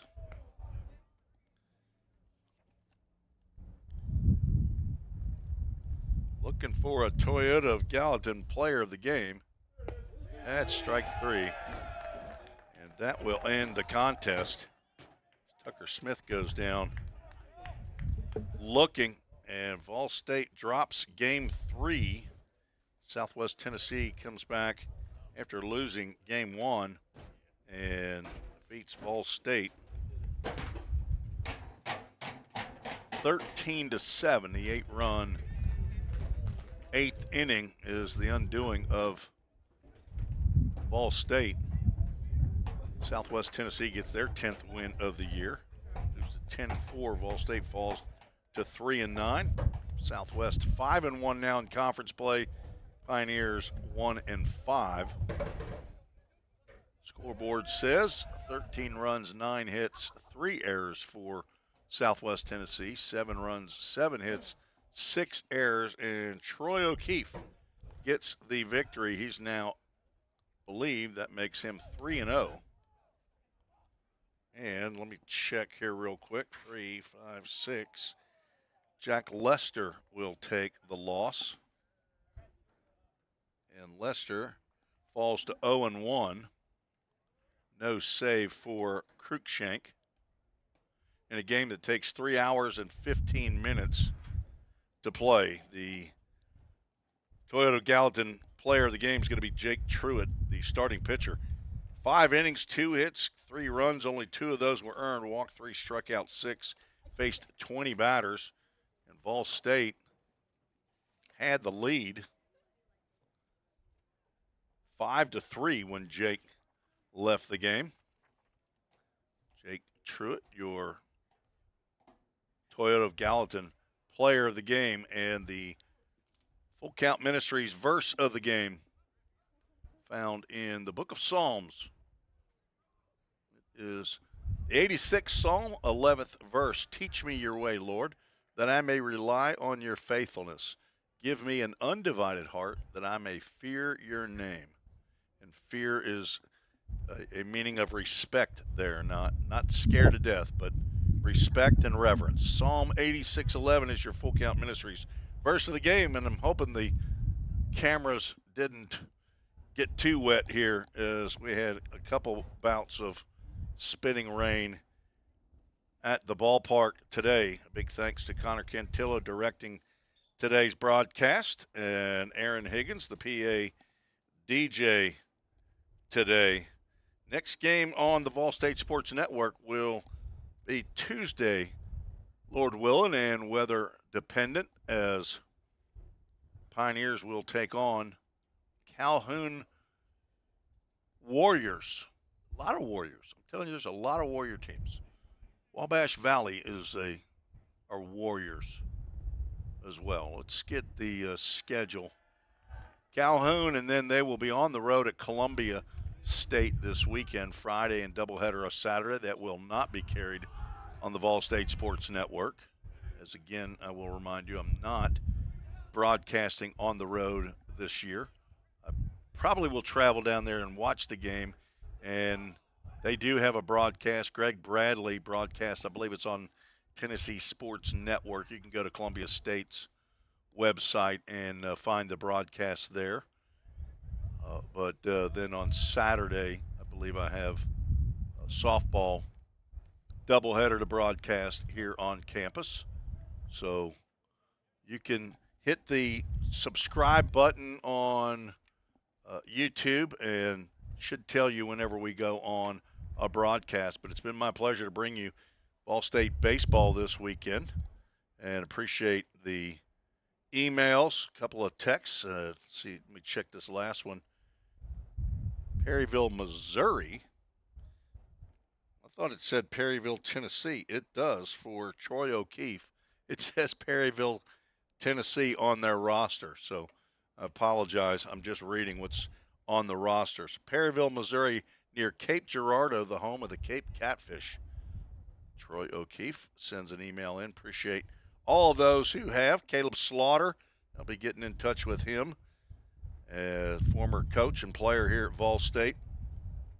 Don Ray checked in earlier, and I know Paul and Nana in Woodbury, they're always checking out the Vol State baseball broadcasts. That'll do it from Tim Garrett Baseball Complex. Guys, you got anything else? Aaron Higgins, anything for the good of the group? Jesus loves you, he says. Connor Cantillo, what do you got for us? Have a good night.